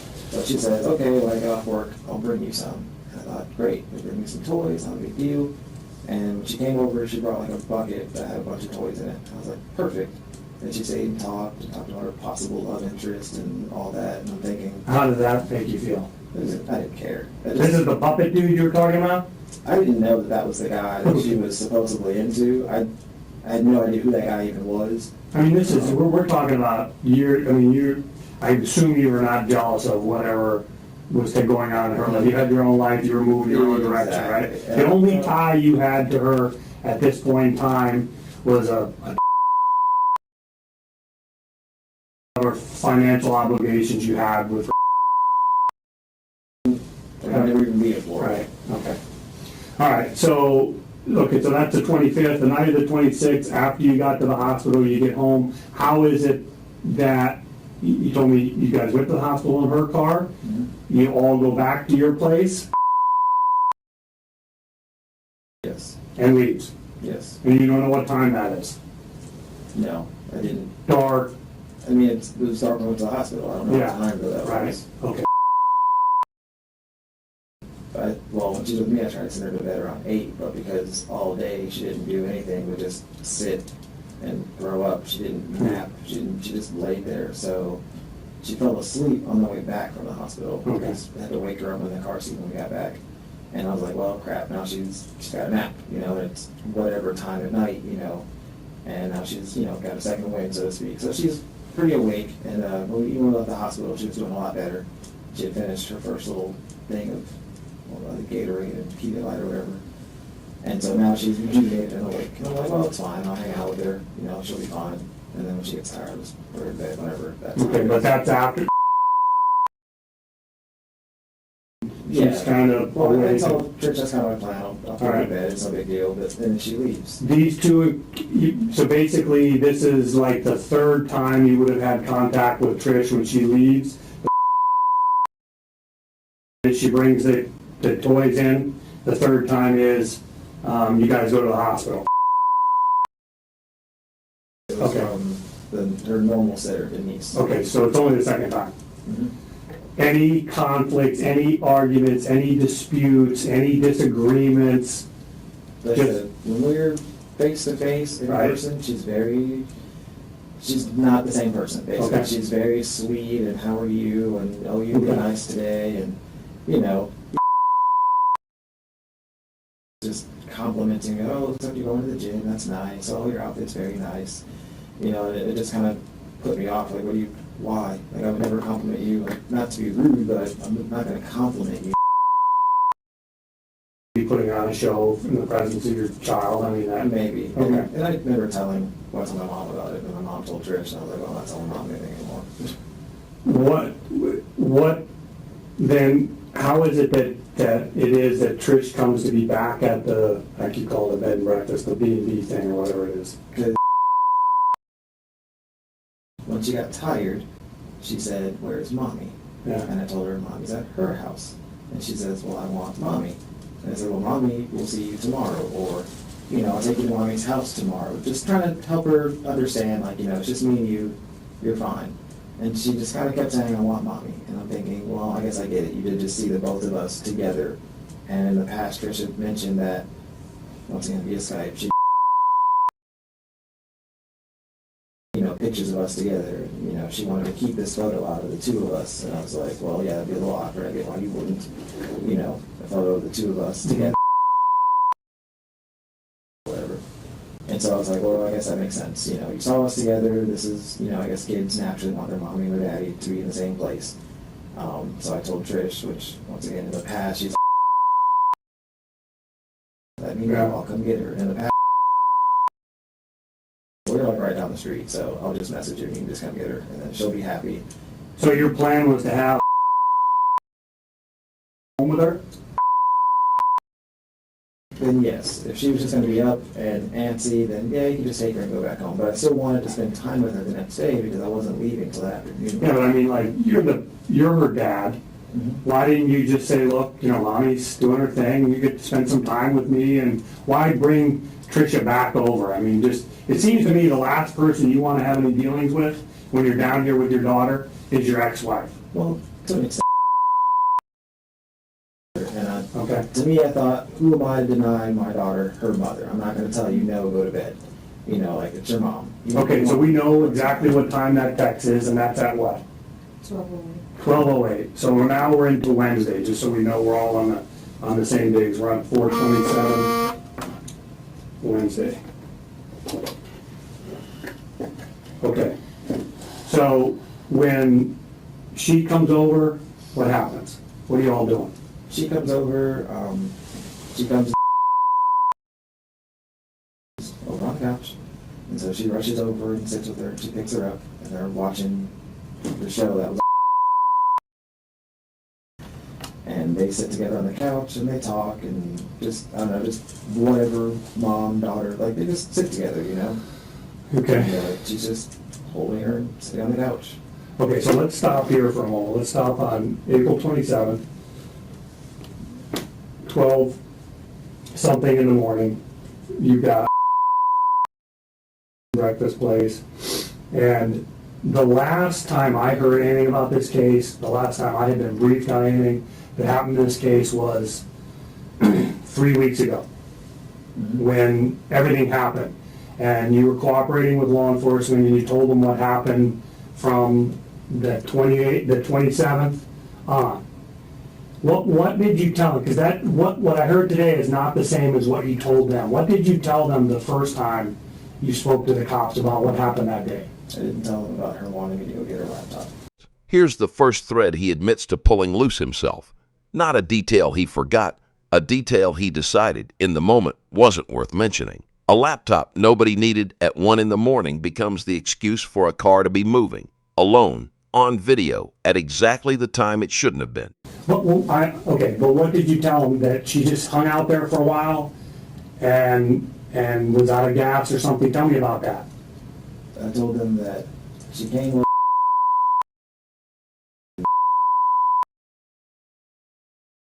and we were here. Okay. Great. Because I still want to spend time with her.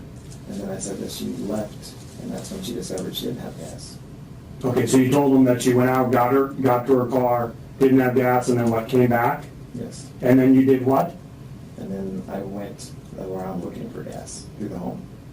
Okay. Gas can. And the guy next door, the Chinese fella or Japanese or whatever, you spoke with him, trying to get a gas can for him, that guy, right? Yes. Okay, did you see him over there? Could you see him from where you were standing? Because he saw you all night. He could see you coming and going or whatever. And I was just wondering if, obviously you must have been able to see him because you went over and asked him for a gas can. No, I didn't see him. How did you know to go over there and ask for a can? I heard his phone. Okay. He was, I don't know if he was playing a game or messaging someone gotcha. or something like that. And when I was standing outside, I heard the phone, and I was like, well, perfect. If someone's awake, I can ask them for a gas can, because obviously I'm not going to knock on random people's doors at whatever time of night it is. Right. Ask for a gas can. But if you're awake and you're outside on your porch, Okay. sure, I can approach you and hopefully ask for a gas can. Right, and he didn't speak English, right? They had to bring somebody in to interpret for you? Right. And I assume you don't speak. I didn't know what language it was, Okay. obviously. But, Alright. yeah, a woman comes from inside. Yeah, he tells me to hold on, and a woman comes from inside. He has no gas, so my understanding is then you got in your car with the can, went off and got her a couple gallons of gas and whatever, right? I had to purchase it, but yeah. Okay, right, well, Yeah. All right, and you were, at that time, the video reflects what you were wearing. Do you remember what you were wearing? Yeah, it was just the same thing I've been sleeping in every night already. It was just a red shirt and some shorts. Just 'cause Okay. they're comfy. Okay, all right. So then you go back, then your story is what after you get the gas? Then I go back and I put gas in her car. And then what? And then she leaves. Okay, all right. And now, so then that was the last time you saw from her, heard from her, had any knowledge of her? That was your story, right? Yes. Now, what I asked them to do to make sure is, look, you gotta go back up, you gotta talk to Mr. Williams, we gotta make sure we got these time frames down, you gotta make sure that, and you consistently told that story exactly that way, multiple times, right? Yes. Okay. And so then today I was surprised when they called me and said, you know, there's some additional stuff that he's adding on. So let's talk a little bit about that, because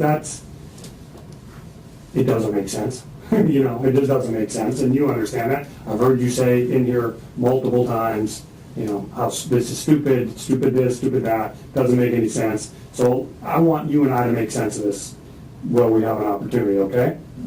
So now walk me through, Tricia shows up sometime after 12:08, Wednesday, April 27th, 2016. Walk me through that day, walk me through the events. All that happens. She sits there, they sit together, they talk and do, you know, mommy-daughter things. I don't sit with them because, once again, she's my ex-wife, and I don't have feelings for her in that way. I don't want to be rubbing shoulders with her, so to speak, you know. So I just kind of stand off and just let her ask me to go get her laptop, and I'm telling her, like, that's stupid. Why would I go get your laptop? And she just kind of kept saying, like,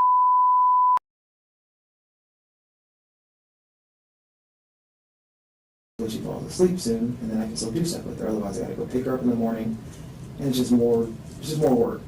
And so I didn't want to argue anymore. I never liked arguing with her, and I just caved and said, fine. Dude, I'm so with you on this whole, it don't make sense, go get my laptop. I could envision having this conversation with my wife. What are you talking about?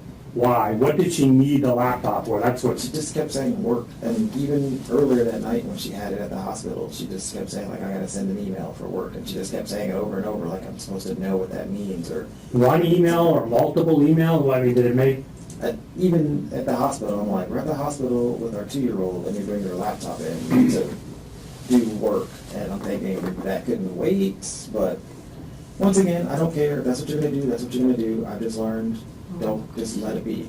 You know? Which laptop was the one she had in the car already? I don't know. I just know she asked me to go get her work laptop, Okay. and the one she had at the hospital was a black. I don't know what it was black. did she have more than one laptop? As far as I knew, yeah, because Okay.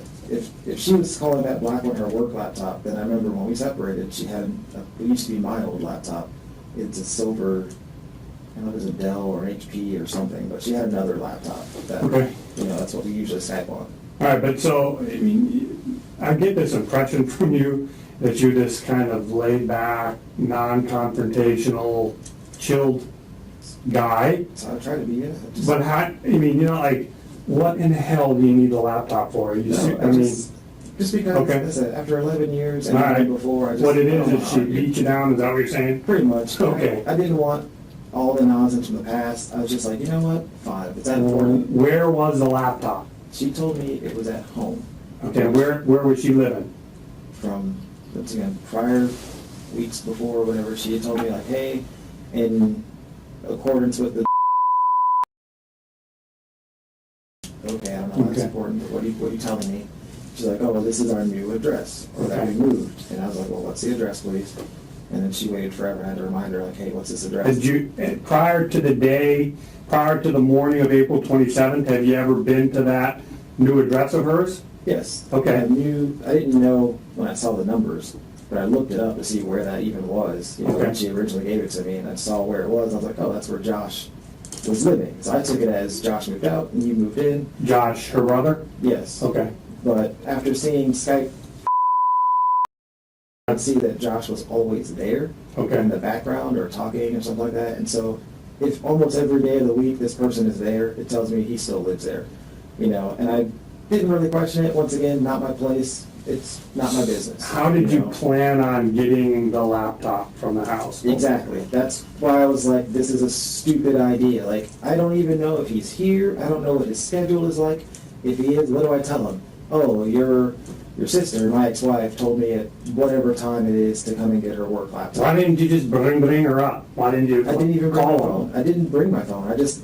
You didn't bring your argue. telephone? Right. I Well, didn't. but I'm saying, from the bed and breakfast, why not call Josh and say, look, your sister's on my ass, she wants her laptop, I'm running by, can you just have it ready? I don't even have his number. I didn't know if he was even there. I didn't know anything other than she Well, was but just she like- would have had it, right?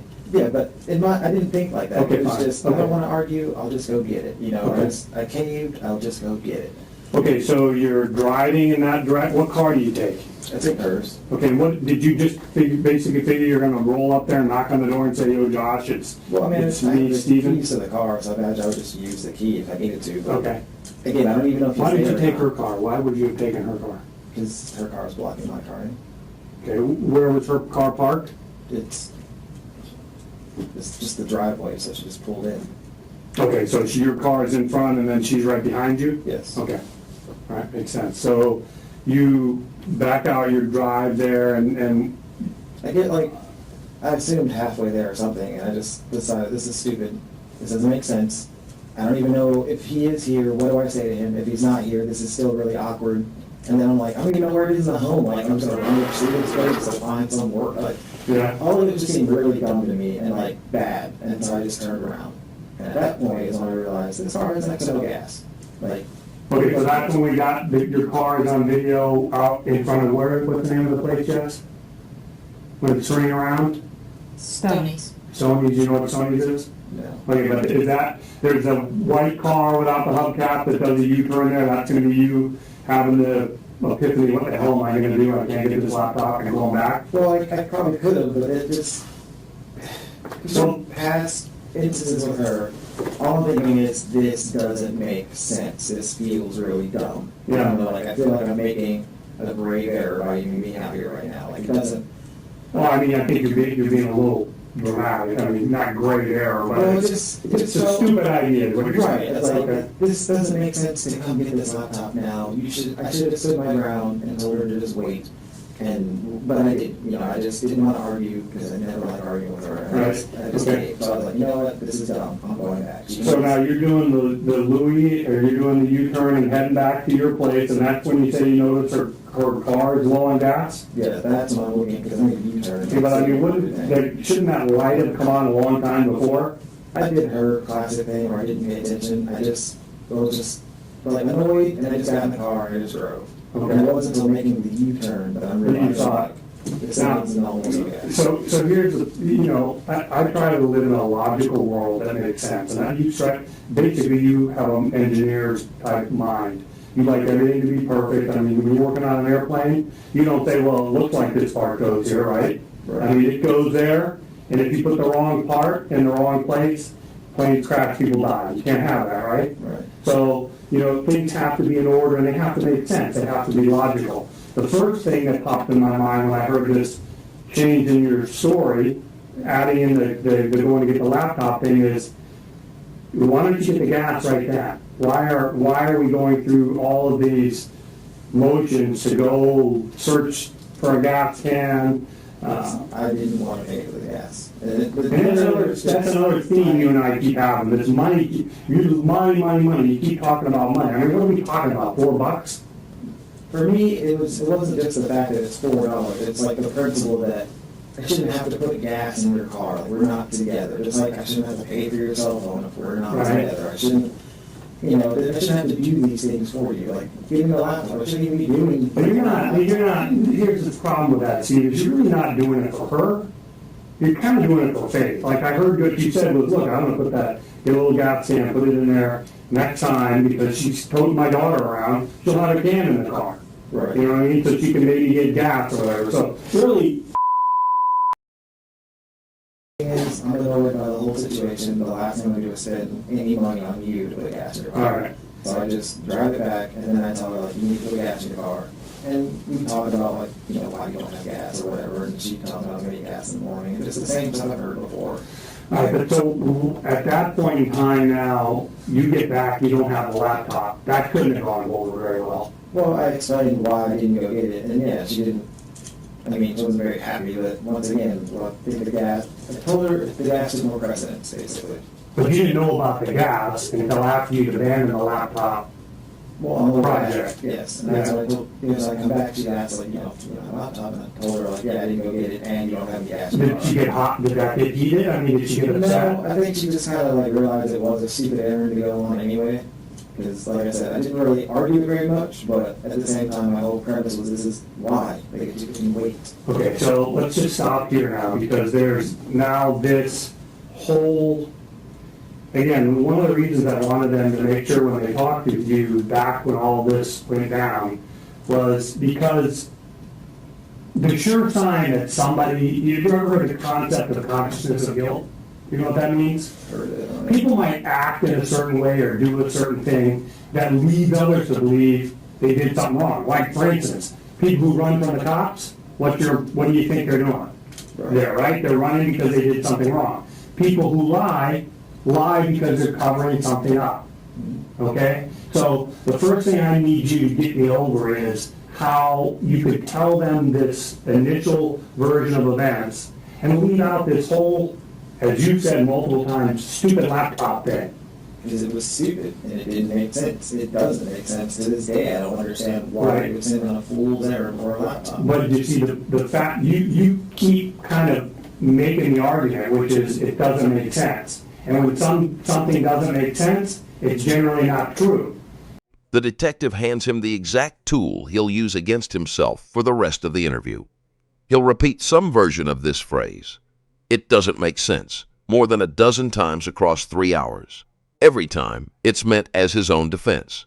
Every time, it works instead as an admission. And so you not saying that originally and now coming up with it will make people think, well, geez, he's got to change his story to meet facts or information that maybe he thinks, is now important. And I don't, you could have very easily said to Jesse the first time, look, she wanted me to get the laptop.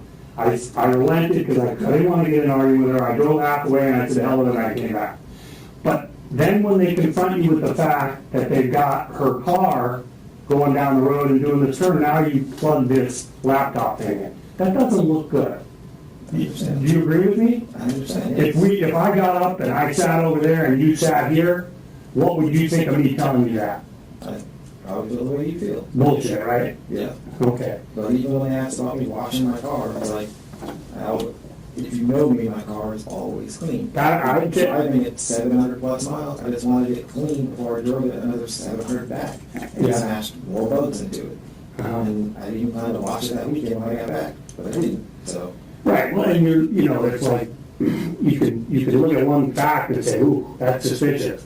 But then in the broader context, once you know the whole story, which I already said, you're kind of like a fastidious, clean guy, you're orderly, so you clean your car. It doesn't really need a lot of like I cleaning. said, my daughter threw it all over the back seat. Well, that helps. I didn't have any means Okay. to really clean it, so I wiped it up, but that was it. All right, so we are in agreement then, you agree with my assessment that it's suspicious that he would tell this story the same way over and over and over, but yet then when confronted by the cops with an additional piece of evidence, you would add a fact that would conveniently explain what they discovered. You agree with me that should give somebody some cause or pause for concern?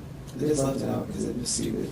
Just like going to, what was it, Sally Beauty Supply, they asked like, oh, what did you buy there? And I was like, well, I didn't mention it because I bought my daughter some hair stuff, but it just wasn't significant to the store. I went to Walmart. Right, because you're only gonna focus on significant events. Daughter would say, if you call her significant things. Right. Okay, so, all right. Now, you go, there's no gas, there's no real issue with her about the fact of the laptop because she's come to realize it's stupid too. And what happens with gas now? Tell me what went down with the gas situation. She had mentioned that she knew there was no gas in the car, but she was ready to get gas in the morning, and then after driving over here, and then obviously I didn't think to look at her gas thing when I drove it because I was just, I don't know, just kind of in my own, like, this is a stupid errand, I don't know why I'm doing this stupid errand, and then like halfway through, I'm like, yeah, this is time to turn around. But at that point is when I'm looking and I notice like she has next to no gas in this car. Right, I got that. What I'm saying is you're back, you tell her no laptop, and you're low on gas, what happens? We discussed the whole gas thing, that's when she tells me about, not putting gas in because she was gonna do it or whatever. Okay. And then I tell her that, if you have a gas can, put gas in it. And she's like, is there one around here? And I'm like, I don't know, like, it's a house, but I don't know, I don't live here. So here's another problem I have. Now you've been with her a little over an hour. This is the ex. You're here to see the daughter. Mhm. It seems to me you should be at that point where you're ready for Tricia to go home. Get out of the house. Well, yeah. So why at that point in time is it, hey, look, you're low on gas. I just drove by an open gas station. You need to go and go get some gas. Why didn't it go down that way? Because I was just trying to be a good person. 'Cause I've always tried to be nice and just good to her, even though we're not together. Once again, I don't hate her. I don't ill will. I still want us to, for the most part, be amicable and mesh. I just don't want to pretend like we're buddy. Did you guys ever, in the course of your 11-year relationship, ever have physical altercations? Was there ever any domestic violence in the house? There was once when we were separated at that time too. We just weren't living apart yet. In fact, we were already dating other people, but we were still sharing a house, which was silly because my lawyer then even told me you should just move, but I didn't. And I didn't see it at the time. Once again, I just wasn't paying attention. I didn't see what she was doing, but she basically she pushed my button to the point where I restrained her. I was like, I don't know why you're so upset. I How don't did know you why you're restrain her? attacking me. I just put her arms behind her and I pushed her against the wall, like, please stop being ridiculous right now. Okay. I don't know why you're so upset over, it was a key. She had left her key with me for the weekend to go to Georgia or something. And even when she left it, I was like, I don't know why you're leaving me your key, because it's dumb, but whatever. And when she came back, because I had already been home, she was like, I want my key now. And I'm like, well, I don't know where it is, because my room is trash, and I just don't feel like cleaning it. It's late. Okay. I gotta go to work. And then she just kind of kept pushing it, and to the point where I'm like, all right, well, I'm going to bed. Excuse me, I'll find your key in the morning. And I went to close the door, and she shoved the door back open, and I'm like, again, I don't have a key. I mean, I do, but... and she just kept pushing it to the point where then she got physical, and I don't want to hit you. And the other issue is the only way out of that home is that hallway that we're at the end of. So now I can't go through her to get out, because that's just even So I worse. mean, this key issue, she just kept harping on the key, harping on the key, harping on the key. Right. And that's what you call pushing your button. Not harping, but she got physical. So then when she saw that, like... So let me ask you, when she was harping on the laptop and harping on the laptop, did that piss you off? Did that push your button? Not really, I just kind of, once again, to shut down, because we've been back for so long, I just learned I don't want to argue. Okay. It's just, you know, it's a hill you want to die on. Did somebody call the cops in that incident? I don't know if she did, or the neighbor she went to did. Okay, and did you get arrested for that? Yes, Were you in the military at the time? yes. And were you convicted of that offense? They were pressing charges, and then by the time all of it was going through, we had gotten back together, we had reconciled, and she knew that she basically set me up. She even admitted, like, I knew that I was just trying to get you kicked out of the house. It was the only way to get you out of the house was to get you arrested, you know, so, yeah, I got you kicked out so that you would be out, you know, because that was the only way she could get me out. So what, did the prosecutor drop the charge or Not no? initially, no. She did all the work to get the prosecutor to drop it and get the record expunged. Has your record been expunged? Apparently not, but Okay. I had a letter, I don't even know where that thing went, saying that it was expunged by the South Carolina or whatever, but Okay, you were living in South Carolina at the time? yes. In a military base? Early living office. Where was the town? It's Sumter, South Carolina. All right, so we're back to, you returned to the house after the errant laptop mission, and you told her that the car's low on gas, pick me up from there.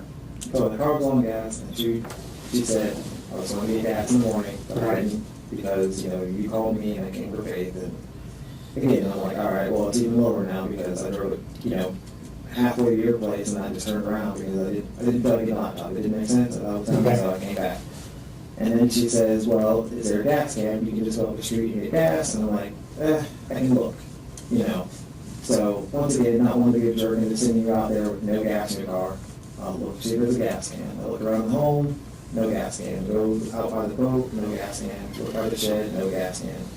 And at that point, I'm standing outside, and I hear the neighbors, what you call it. And that's when I decide, okay, well, if he's outside, and whatever time this is, I can ask him, you know, what, you know, if he gets time. But I can ask them if they have a gas can. And that's the whole, like, you know, speak English, and I don't know who that was, she came to the door, and they said, no, they don't have a gas can.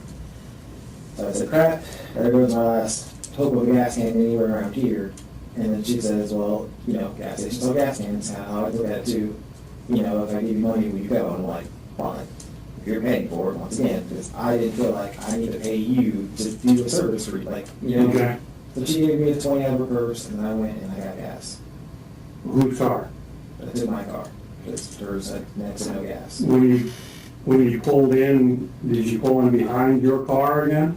Or where did you I park? moved her car out to the side, so it wouldn't be in the way. Why engage in the whole ridiculous search for a gas can if all you had to do is take her car up to the gas station, put a couple bucks in it, and come back? Because I didn't want to pay for it. It was really all. No, I got you there, buddy. I'm talking about you come back to the house, you tell Tricia you're out of gas. She says, will you please go get gas? You just want to be done with this. You say, okay, but you go on this search for the mythical gas can. Why not just drive her car and get gas? I assume with a home, if you own a home, most people own a gas can. They just. I'm with you. I understand So that, I but just borrow it, and then. wouldn't it have been easier just to drive her car to get the gas? There was next to no gas in it. I didn't want to take the chance of it running out on the way there. Okay. So I just said, I'll just take my car, I'll put some gas, I'll get a gas can and get some gas and then bring it back, and you should be fine. Okay. All right, so you go to the gas station and so you're on video, dressed exactly like you said, so I appreciate you being honest. Clear as day, buying gas, I forget what it was, a few bucks worth of gas. 148, And then we see your car leave, and then we see your car pull up at the gas station, and we see your car come back to the bed and breakfast place at about 1:56. Okay. So you're gone 8 minutes. Nobody's in the car with you, right? No, she's still with Faith. She's with Faith. You get home and tell me what happens. I get home, I take the gas can out, put the gas in her car, and then What do you do with the gas can? I put it in her trunk. Okay. Because, like I said, in my mind, I figured I don't want gas being in the backseat because Sure. it's in. And I just put it in her trunk. And then that's when I go inside to tell her, like, hey, done, you got gas. But she's not where I remember her being, basically. She was on the couch or in the Where's Faith? living room. Faith is asleep. She's in my bed. Was Faith asleep when you left? Yes. Okay. So, once again, she wasn't there where I remember her being. Okay. So I walk in, I go out to that den, I don't know what that area is called of the home. She's not there. I don't see her immediately to the right in the bedroom. And so I turn around and I'm looking toward the kitchen and I go back to that other area. I guess the living room area technically. Mhm. And when I look to my right, I can see that she's laying on the floor. And I'm thinking, what? I don't really have words at that point. Face down, face up. She's face down. What's she wearing? She still has on her dress. Any jewelry on or anything? I don't remember seeing her wearing jewelry. Okay, I'm sorry, face down, you said? Yes. Okay. So I just kind of rolled her to see what's going on, and I see that she has a thing on her head, What, describe the thing. like a small cut. Was it bleeding? Barely, not much. Okay, was there blood on the floor? A little bit. For the first time in nearly 2 hours, there's blood in the room, not metaphorically. A real detail, a real injury, finally surfacing after multiple full interviews where it never once came up. He minimizes it instantly. Small cut. A little. Barely. Watch how fast the vocabulary shrinks the moment the evidence gets specific. And here's it. We didn't find any blood, and I can, I won't vouch for many law enforcement agencies, but the crime scene unit here is pretty good, and generally they'll find blood, even if it's been cleaned up. Did you clean it up? After the fact, like when I came back later, I just cleaned it. What did you clean it with? She had a plethora of cleaners, but I just didn't want it to smell. And I know in the past I had my mom's house and the dumpster got smelly. You just pour a little ammonia in there and it fixes the smell and it kills all the bugs. It also kills DNA.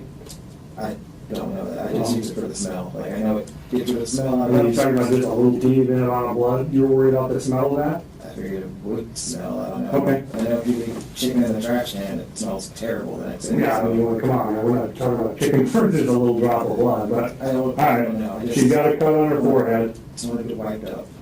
Did it appear, what was in the vicinity of this area? Could she hit her head on something? Was it just the floor?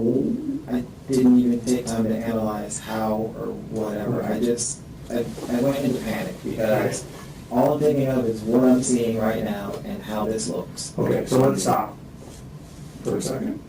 Because we talked a little bit, we kind of came to an agreement, you and I think, on the stupid little things and the big things. Mm-hmm. And the stupid little things might be something you unintentionally forget to mention, and it's human nature and it's understandable.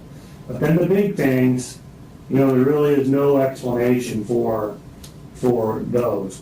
You didn't tell those guys that. And again, how about, you ever hear the concept or the term that the truth is immutable? Mm-hmm. You know what that means? No, it's no. Yeah, well, what it means is it never changes, right? The truth is always the truth. I mean, you can't change it because then it wouldn't be the truth. And when people tell different versions of the truth, we come back to this concept of consciousness of guilt we talked about earlier, remember? Mm-hmm. Okay. And so that's a real big thing, Mr. Williams, that you come back and Trisha's laying on the floor with an injury. And if you leave something like that out, suspicious minds are going to think that's not true. That sounds to be a lie. It sounds like somebody's trying to cover something else up. Why didn't you tell them that the first time? Because I had no way to explain how that happened. I had no way to explain how I come back and she's on the floor, other than them just assuming I did it. And I would never do that to her. I would never hurt her. It's just not me. Right, which makes it even more reasonable that you would have told him that from the outset. I've never hurt this woman, I love this woman, I would never do anything to this woman. I came in and she's laying on the floor. Let me make it one step easier. Where is your cell phone at this moment?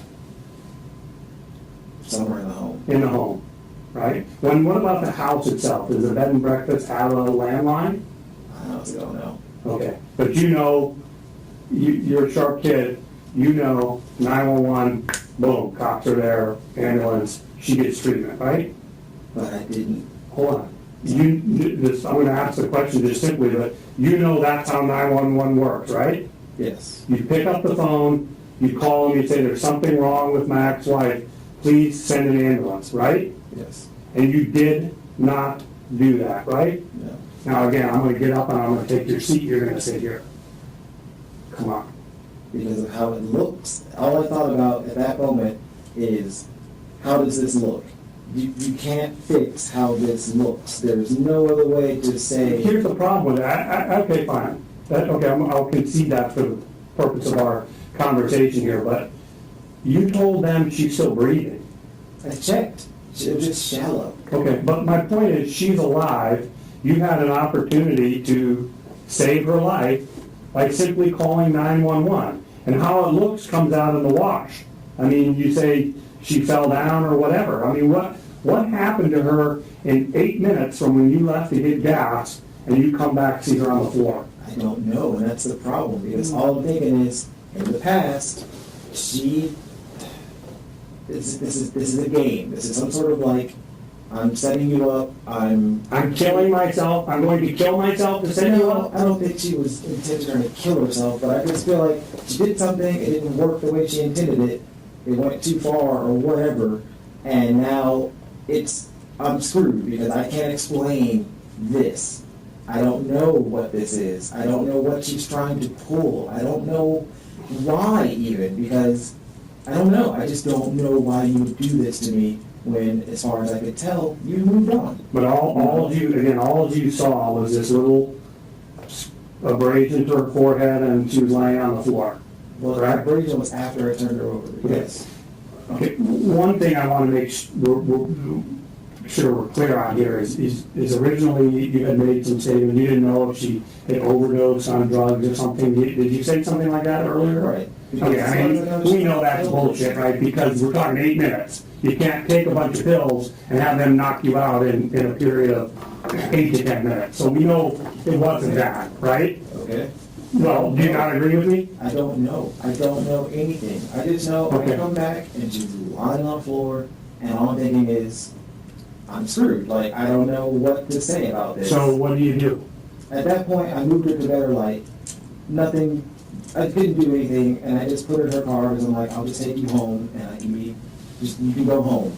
Just, Right. I don't want any of this. I don't know what you're doing. You can just go home. So do you fireman carrying her around? Is she over your shoulder? Are you holding her like I just cradling her? cradle her, yeah. I mean, so you're walking out of the front door of this house. Might have And told me this- at first. Well, yeah, right? And you're carrying I'm not going to say lifeless because we know she's still alive, but an unconscious woman out to the car, correct? Right? Yes. Okay. And you put her, you say, in the back seat of the car, Yes. and you go where? I go back inside, and I grab my bag, and I grab water, because I'm thinking if she comes back, Right, hold on, what bag? What bag? it's an old backpack I had. I just grabbed it because it's a bag. I thought, backpack. I just grabbed it. And I threw a water bottle in Okay, I gotta say, you know how we talked about the laptop thing is stupid? Mhm. Why do you need a backpack to drive? What were your plan when you put her in the car? Where were you gonna take her? I originally was going to take her home. I just figured Okay. if this was like a roofie trick and she wakes up at home, then clearly I didn't do anything because you're home, I'm at my place. Right. You can be mad or whatever they planned didn't work, but it didn't work. Right, she wakes up in the back of her car in the front of her house and no harm, no foul, right? Yes. Okay. All right, and so to accomplish that task, you equip yourself with a backpack. I just That's grabbed your- it and water. Remember, we're trying to be logical here, I understand. and none of this makes any sense, okay? And one of your arguments is, this doesn't make any sense. You're like making my argument for me. It doesn't make sense. And when something doesn't make sense, it's generally not the truth. But your plan is to go take her to the house and leave her, so you pack a backpack with water and what else? I just grab water, and on my way out, I grab it's like a snack bar. I don't even know what type, What are but you wearing now? same clothes. Red shirt and the whatever that's on the video from the gas? Yeah, I haven't changed. I just still wearing the same stuff. Yeah, Okay, okay. And so you packed water and what else in the backpack? there were like kashi bars, I think they were called. I brought some from North Carolina. So you A granola bar, packed weeks earlier, for a trip that had nothing to do with this. He grabbed a bag that was already assembled and never looked inside it. His story insists on that. But somehow, hours later, he can list its contents item by item. Water, a snack bar, a hat, an inventory of a bag he swears he never opened. have a whole backpack just for a bottle of water and a couple of kashi bars? I just grabbed it because all I'm thinking is I need a bag to put this in. So the backpack is a bag. I just grabbed it. You need a bag to put what in? The water and the snack bar. Why? Because I thought if she comes to water, if she needs food, it just made sense to me, and I just grabbed it because I was like, that. I don't know how to treat you, but I don't know what's going on. But if this helps, fine. Okay, so the only thing in this is the backpack we see you on the video with, right? Yes. Okay, and the only thing that you got in that whole backpack is a bottle of water and 2 kachi bars? No, it was already packed. I never unpacked the bag. Okay, that's what I'm at. What was in it? What was in it? That's what I'm I just had asking. extra clothes. I always pack more than one outfit or more than. If I'm going to be there 3 days, I'll probably pack 5 days worth of clothes. You know, just to be on the safe side. And 5 days of clothes consists of what? 5 pairs of shorts, 5 pairs of underwear, 5 Something shirts? like that. And you're telling me you couldn't get all that in a regular suitcase? No, because the shoes I brought more than one type of shoes and took up too much space. But it was after the fact anyway. I didn't care. I Okay. just made an extra bag for a few extra clothing. Like I didn't know if it was going to be too chilly, so I had sweatpants to instead of shorts. So was it your plan to leave the bottle, like, she's laying in the back of the car, is she still breathing in the car? As far as I can tell, yes. I just put her in the car. And what was your plan, to pull it up in front of her house and put a bottle of water and a kachi bar in the back with her? Yeah, just here you go. You're fine. And then how are you gonna get home? I was just gonna walk, however far, just walk it home and just leave. Just be out of there, be nowhere around you because this craziness I can't deal with, which is the reason why we're divorced. I don't want drama, I don't want crazy in my life. I like simplicity. Mm-hmm. And, right, and so your simple plan was to leave her in the car at her brother's house. Now, I understand that when you first started, when your story began to evolve last night or yesterday, you initially told them that you actually did take her over and leave her in front of her brother's house in the car, right? That's what I wanted to do. Yeah. A whole invented ending, a house, a driveway, a car left running like nothing happened. All of it fabricated, all of it told with the same steady voice he's used for everything else in this room. This isn't panic talking. This is a man who built an entire alternate version of that night and delivered it on camera without flinching. Yes. Well, no. I thought, did he say he did it? Yes. You said to them, and remember, all of this is, this is recorded. Obviously, you're a smart guy. And the reason we do that is for your protection and for ours. So it can't be said that we did or said anything that isn't recorded for all time's sake. You're on video telling these guys that you did that you left her in front of the house at your brother's, right? Yes. That's a lie. Yes. What kind of people lie? Innocent people or guilty people? Guilty. Yeah. And so, why did you lie about that? I mean, I'd like to keep track, because first of all, I can't tell you how many lies you would have told, because every time, there's a lie by omission too, by not mentioning something. Every time you told them about how this incident went down right after Trish's disappearance, you left out the whole laptop thing, not to mention all of this other stuff. So those were all lies. Now you lied to them later on about returning to her house. Tell me why you're lying. Because all of it looks bad. Right, it looks much worse when you lie. I just wanted to leave her home and then be done. Mr. Williams, when the jury watches this videotape, and what they see is a continual, constant evolution, and then lies in that evolution of the story, they're going to get somewhat suspicious. It's going to create some concern in their mind that you did something wrong. Would you agree with that? No, I didn't have a plan. I didn't know what to do. All I wanted was just to be done with this night. But then the very first time you met with them, you should have said, this is what happened. I didn't know what to do. I had no plan. This is crazy. I don't know how to explain it. But you lied when you first talked with them, didn't you? Yes. And then you lied again to them yesterday when you talked to them initially for a while, right? Yes. And then when your story started changing, you lied even in your new story because it's changing from yesterday to today, right? No. That you took her and left her in the car in front of her trailer. You told them that, right? Yes. And that was a lie. So that's a change, right? Yes. Okay. So I just you and I are on a road now. And this road, I promise you, will end at the truth. Okay? When you leave that house with Trish in the back seat of the car, your backpack, your water, and your kachi bars, where do you go? I just drive. I head down towards her home, and I didn't stop at her home. I wanted to, but I figured it was too late, and I didn't even think that was a good idea after the fact, and so I just drove. And then I got to the intersection, and I took a right. And then after that, I just You drove north or south? out of the Ponzietta place. It's the Let right me, south. let me tell you something I picked up on when we were talking. We were talking about the bed and breakfast, and we were talking about you were very detail oriented. You were very specific. You were talking about rates and times and accommodations and all. You had all the details down regarding the front end of this trip. And Because I had that plan. I knew where I was going. I got knew you. where I was going. Okay, fair enough. But not the big deals, not the big issues that you need to remember, not the stupid things we talked about earlier.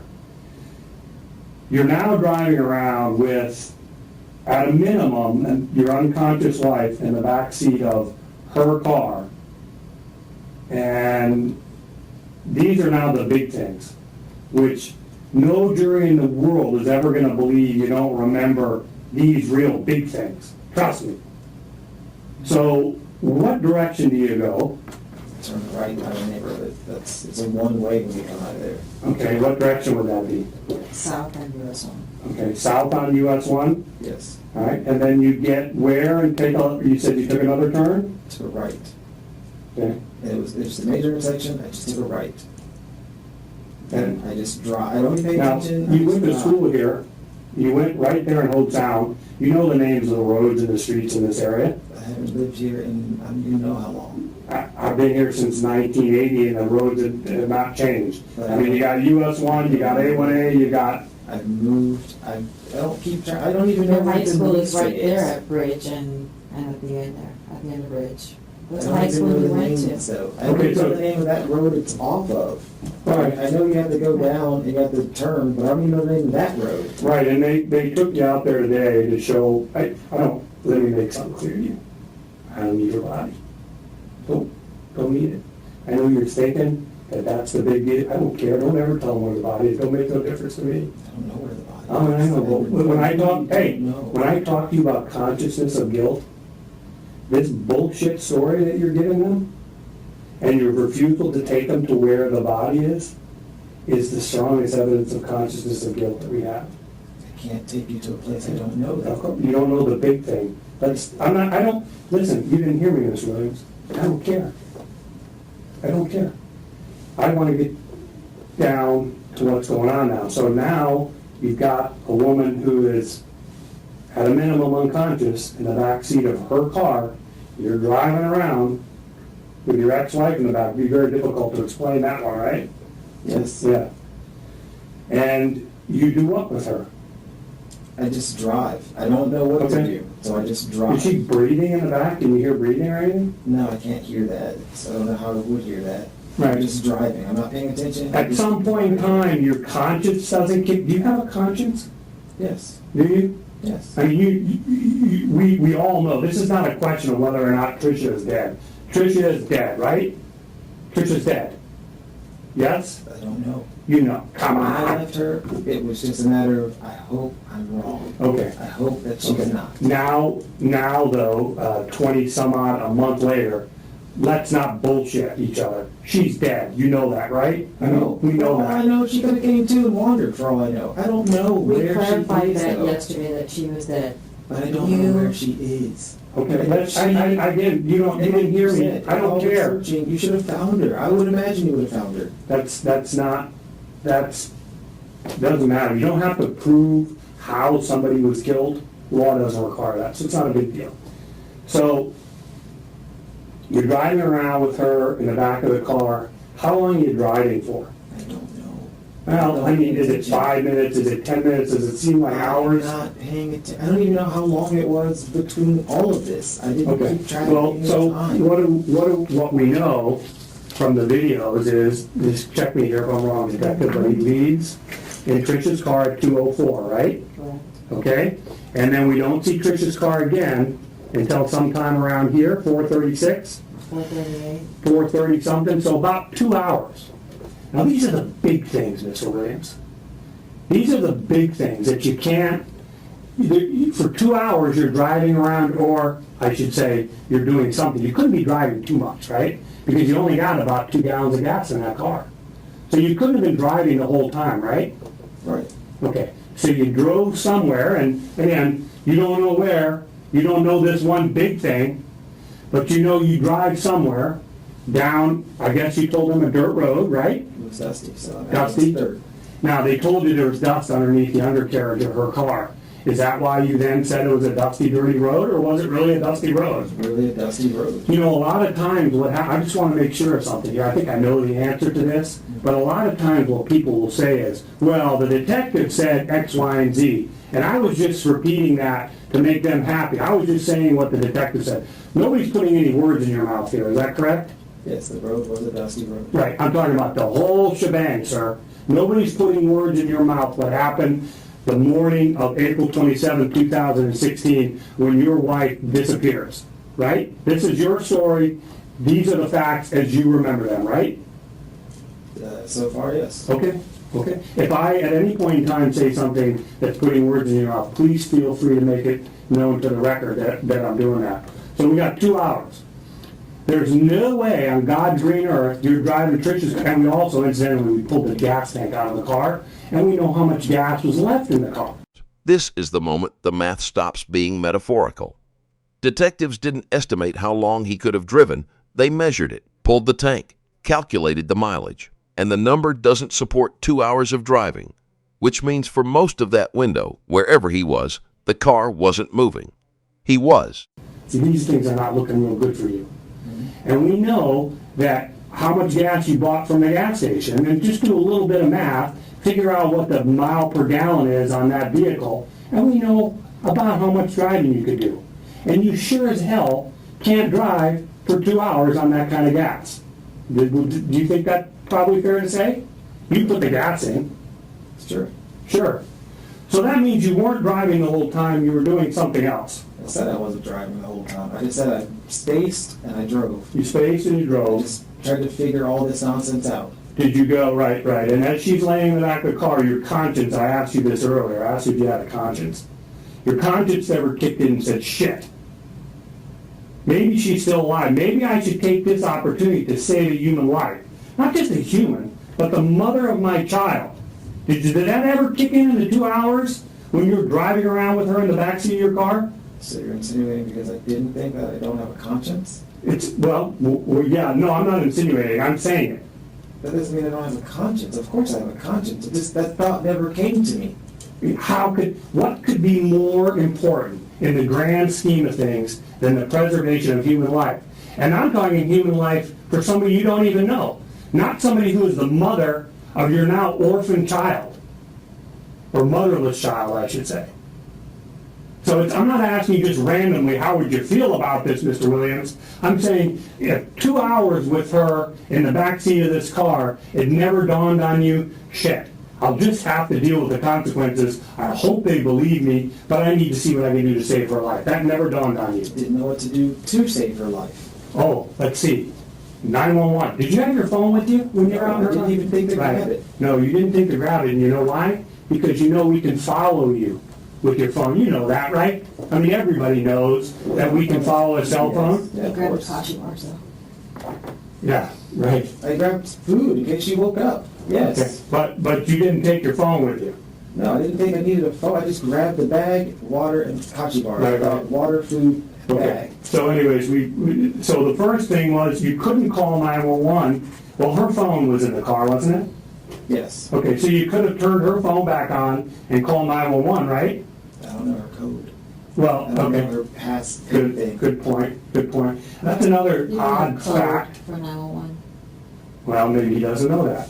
Did you know you didn't need a code for 911? No, I've never Okay. tried using her That's phone. completely reasonable, I believe you. I didn't even try to use her phone. I just thought, Okay. I don't want Why did you turn it off in the first place? Because I didn't know what to do with it. But that doesn't make any sense. How does that help you? So, because we know, right, from the facts, that you turned that phone off some point in time in the computer trip. I'm just going to call them a computer trip. We got the computer trip, we got the gas trip, and then we got the disposal of the body trip. So sometime in the computer trip, you turned her phone off. Why? I don't know. I just didn't need it. I turned it off because I didn't need her phone. Right, but you didn't know she had fallen yet, because she hadn't fallen at that point in time, had she? I had no idea. I wasn't there. Well, yes, you did know, because the computer trip is the trip which results in you being home, telling her there's no gas in the car. See, here's the problem. When you lie, it's kind of hard to keep it going. I'm not lying. Okay. I don't know that she's fallen. I don't know. No, any of she that. hadn't fallen. You knew she hadn't fallen, because when you get to her house, when you get back to the bed and breakfast, Yes. you have the conversation about gas. Yes. Okay, I said that. why are you turning her phone off before that conversation about the gas? Because it's Is she in the already car. I dead? don't need it. Right, because if you're driving around with that phone on in your car, we're gonna know where that car's going, aren't we? Wouldn't matter. I don't need it. It's not my phone. I don't want it. Turn it off. No, don't touch it. Don't touch it. It's not your phone. I leave my phone laying here. If I walk out, are you gonna turn it off because you don't need it? Here's my phone. I'm gonna get up and go take a piss. You're gonna turn my phone off because you don't need it? Yes. Can you see how If a ridiculous- stranger hey, leaves their phone, and I don't know they're coming. Remember back, that stupid yes, computer I will story? turn it off. Remember I that will stupid turn it off. laptop story? This is a stupid thing. So why did you turn the phone off? Seriously, yeah, but just be honest with me one time. Phone, and I don't want to mess with her phone. I But just you did turn mess with off. it. You picked it up and you turned it off. That, by definition, that's messing with it, isn't it? That's touching it. Yes. Okay. Okay. All right. So the first one that I got to is the phone, but you were correct in that you didn't know you could call 911 with the phone off, nor did I. We all learned something today, other than the detective. The next one is go to a hospital. I don't even know other than, yes, we did go to the hospital. I don't know where that hospital is. Sure, of course not. And so you pull over and you ask directions. You stop at the gas station, say, sir, where is that gas, or you pull in the gas station, say, please call 911. Or you say, sir, can you please direct me to the nearest hospital? All of these are things you could have done, right? If I was near a gas station or there were people, yes. Well, when you left with her in the back of the car, we know there was a gas station within minutes, 2 minutes of where you were, right? Yes. And for the 2 hours that you're out and about, tell me, we know it's 2 hours, right? Do you agree that if we know when her car leaves the bed and breakfast, and we know when the car ends up being back where you leave it in front of his house, her brother's house, her house, if that's some odd hours, you are in her car for 2 hours, correct? No. No? I have her car, yes, but I don't know where I am. And I'm not driving it for 2 hours. Okay, are you stopped for an hour? Are you stopped for 45 minutes? Are you stopped, when you go down the dusty road? I don't know how long. I don't care. Oh, What we know, asking, though. no, I what, don't know. what I'm saying to you is, I'm not asking for you to give me times, okay? I'm asking for you to tell me what you were doing. We know the time. Okay. The time is set in stone. It's 2 hours and something. Okay. All right? And so for 2 hours and something, you are in or around her car with her at a minimum unconscious or lifeless body, correct? Yes. Okay. What are you doing? I don't know what I'm doing. I Okay. don't know what to do. These are the Only big thing in things. my head is it's No. a terrible situation for me now. Here, let's role play, okay? Mr. Vacadol, I pulled down the dusty road and I sat there. It could have been hours, and I just thought, what the hell am I gonna do? What the hell am I gonna do? Or, Mr. Vacadol, I drove around for a long time. Yeah, we know it couldn't be that because you'd run out of gas. Mr. Backetall, I parked on that dirt road and I walked up and down the road, pacing, because I've got this situation that I can't explain going on in the back of my, right, what are you doing? What are you doing for 2 hours? Now, a suspicious person would say, you're disposing of a human body. But I don't know how to do that. I don't know anything about disposing of a body. You can't dig a hole? No, with my bare hands? Okay, well, you don't need to use your bare hand, you can use a shovel. I don't have a shovel. Okay, all right. But anyways, I'm saying it's suspicious mind. I'm not saying that's me. I don't have any tools. I don't have... I want you to tell me, what were you doing? I gave you some scenarios. I said you could be digging a hole to put a body in it. You could be pacing. You could be sitting in the car thinking, what the hell am I going to do? What were you doing? I had pulled over and I sat and I Okay. thought, and I didn't know what to do because yes, I'm afraid. I am panicked. All I'm thinking about is everything I know is done. My life that I worked hard to get to. But you hadn't done anything. You didn't do It's anything. not how, I can't say that. It doesn't look like that. It's always going to be a matter of how does it look. How does it look now? It looked bad from the get-go. It looked bad. Does it look, if you had called the cops, the moment you came in on Tricia laying on the floor, called 911 and got an ambulance there, do you think that would look worse than where we are today? Yes, because depending on what she had done, assuming it was her setting me up again, then now it's just her telling them that I did something. Her telling them that I hit her. Her telling them that I pushed her. Her telling them that I did anything in any way to her, and I can't vouch that I didn't. And so I you're can't say that that's not what happened. And so instead of manning up and dealing with that, you threw her unconscious, most probable lifeless body in the backseat of her car, drove her out into the wilderness, the mother of your child, and disposed of her body. That's how you ended up handling it, right? I didn't know what I was doing in the first place. I just didn't know what to do. If you're so confused and so out of it in terms of not knowing what to do, is it possible you don't really know what happened between you and her? Is it possible something else happened? Is it possible she pushed your buttons? Definitely not. She was very cordial. The whole time she was nice. Every time we're in person, she tends to be what we call normal. Okay, so you're sitting down this road, which I know you now, Jesse's, they really want the body. They don't need it. But now this road where you have no idea where it is, what road it's off of or where it is, and you're sitting in this car for a long time, and you do what? What do you decide to do? I took her out of the car Yeah? and I laid her down. She breathing? Not that I can tell. Okay, so she's dead. She's dead. I don't know why we had to go through to get to this point. You said it to Jess already earlier, but she's dead now, right? When you take her out of the car and you lay her on this dirt road, this dark, desolate dirt road, you lay the mother of your child, she's dead, right? As far as I can tell, she's not alive, but I don't know that. Okay. I'm not a doctor. I don't know. I just know. I just don't want to be a part of You this. didn't like see if she had a pulse. You didn't touch her skin to see if she was cold to checked her the. pupils. I just seemed like something to do, just see if they responded. And they were like half rolled back, and then I freaked even more, and I just. Was she cold? Was she cold to the touch? No, I don't remember being cold. I just Okay. lifted the eyelid to see if I could see like if it would what do you call it, dilate, I think it's a And it term. didn't. No, and then when I saw her eyes was like half rolled back, I freaked even more because it's not dilating, it's half rolled back. I don't know what to Her do. chest wasn't heaving. She wasn't coughing. She wasn't couldn't- sputtering. There was no. As far as I could tell, she Say it. wasn't. Say it. As far as I could tell, she was not alive, but I don't know. No. I don't like that word. I don't like not alive because that's kind of squishy.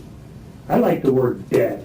She, as far as you could tell, Those she are your was words, dead, then. right? Then those are your words. Well, you can't say dead? No, I'm not saying she was dead. I don't know that. Can you say as far as you could tell she was dead? No, Okay.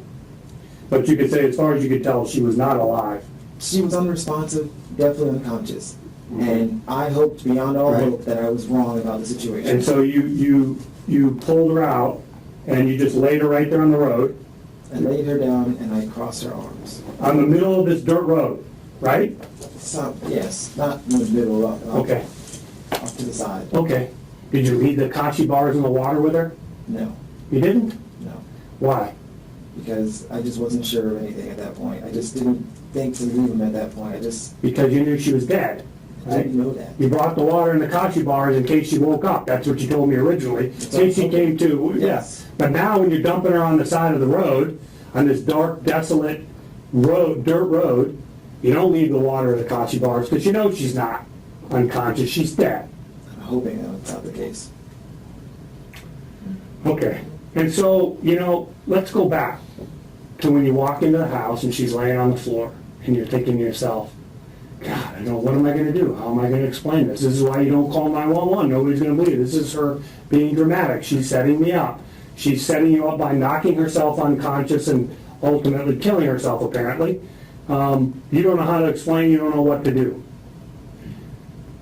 So you dump her on the side of the road. What in the hell do you think is going to happen when we find her body? Who do you think they're going to come looking at?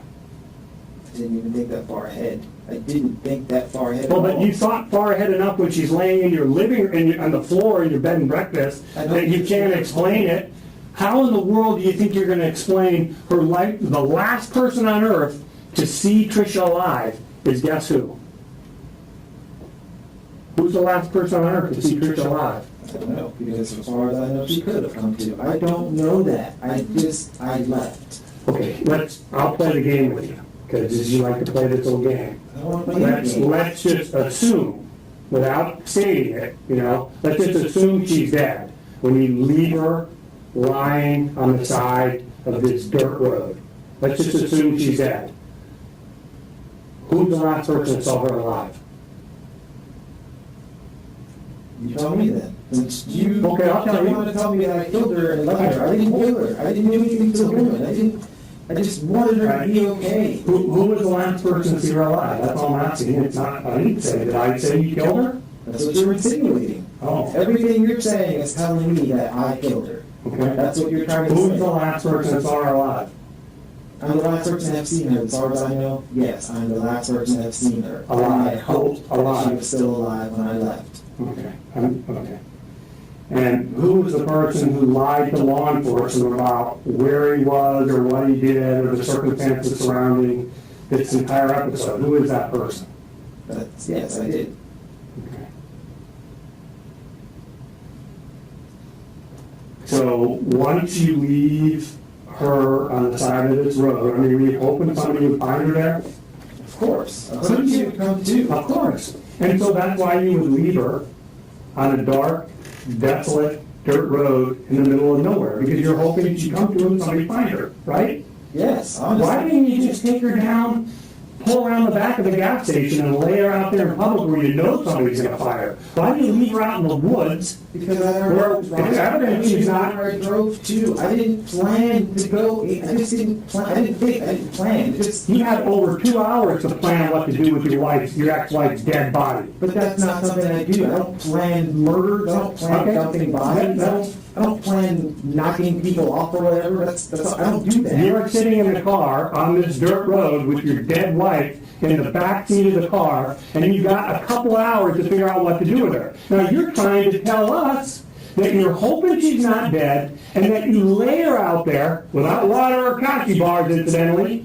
and hope she'll come to and somebody will find her. That was your plan. You thought of that, and you executed that plan, for lack of a better descriptive term.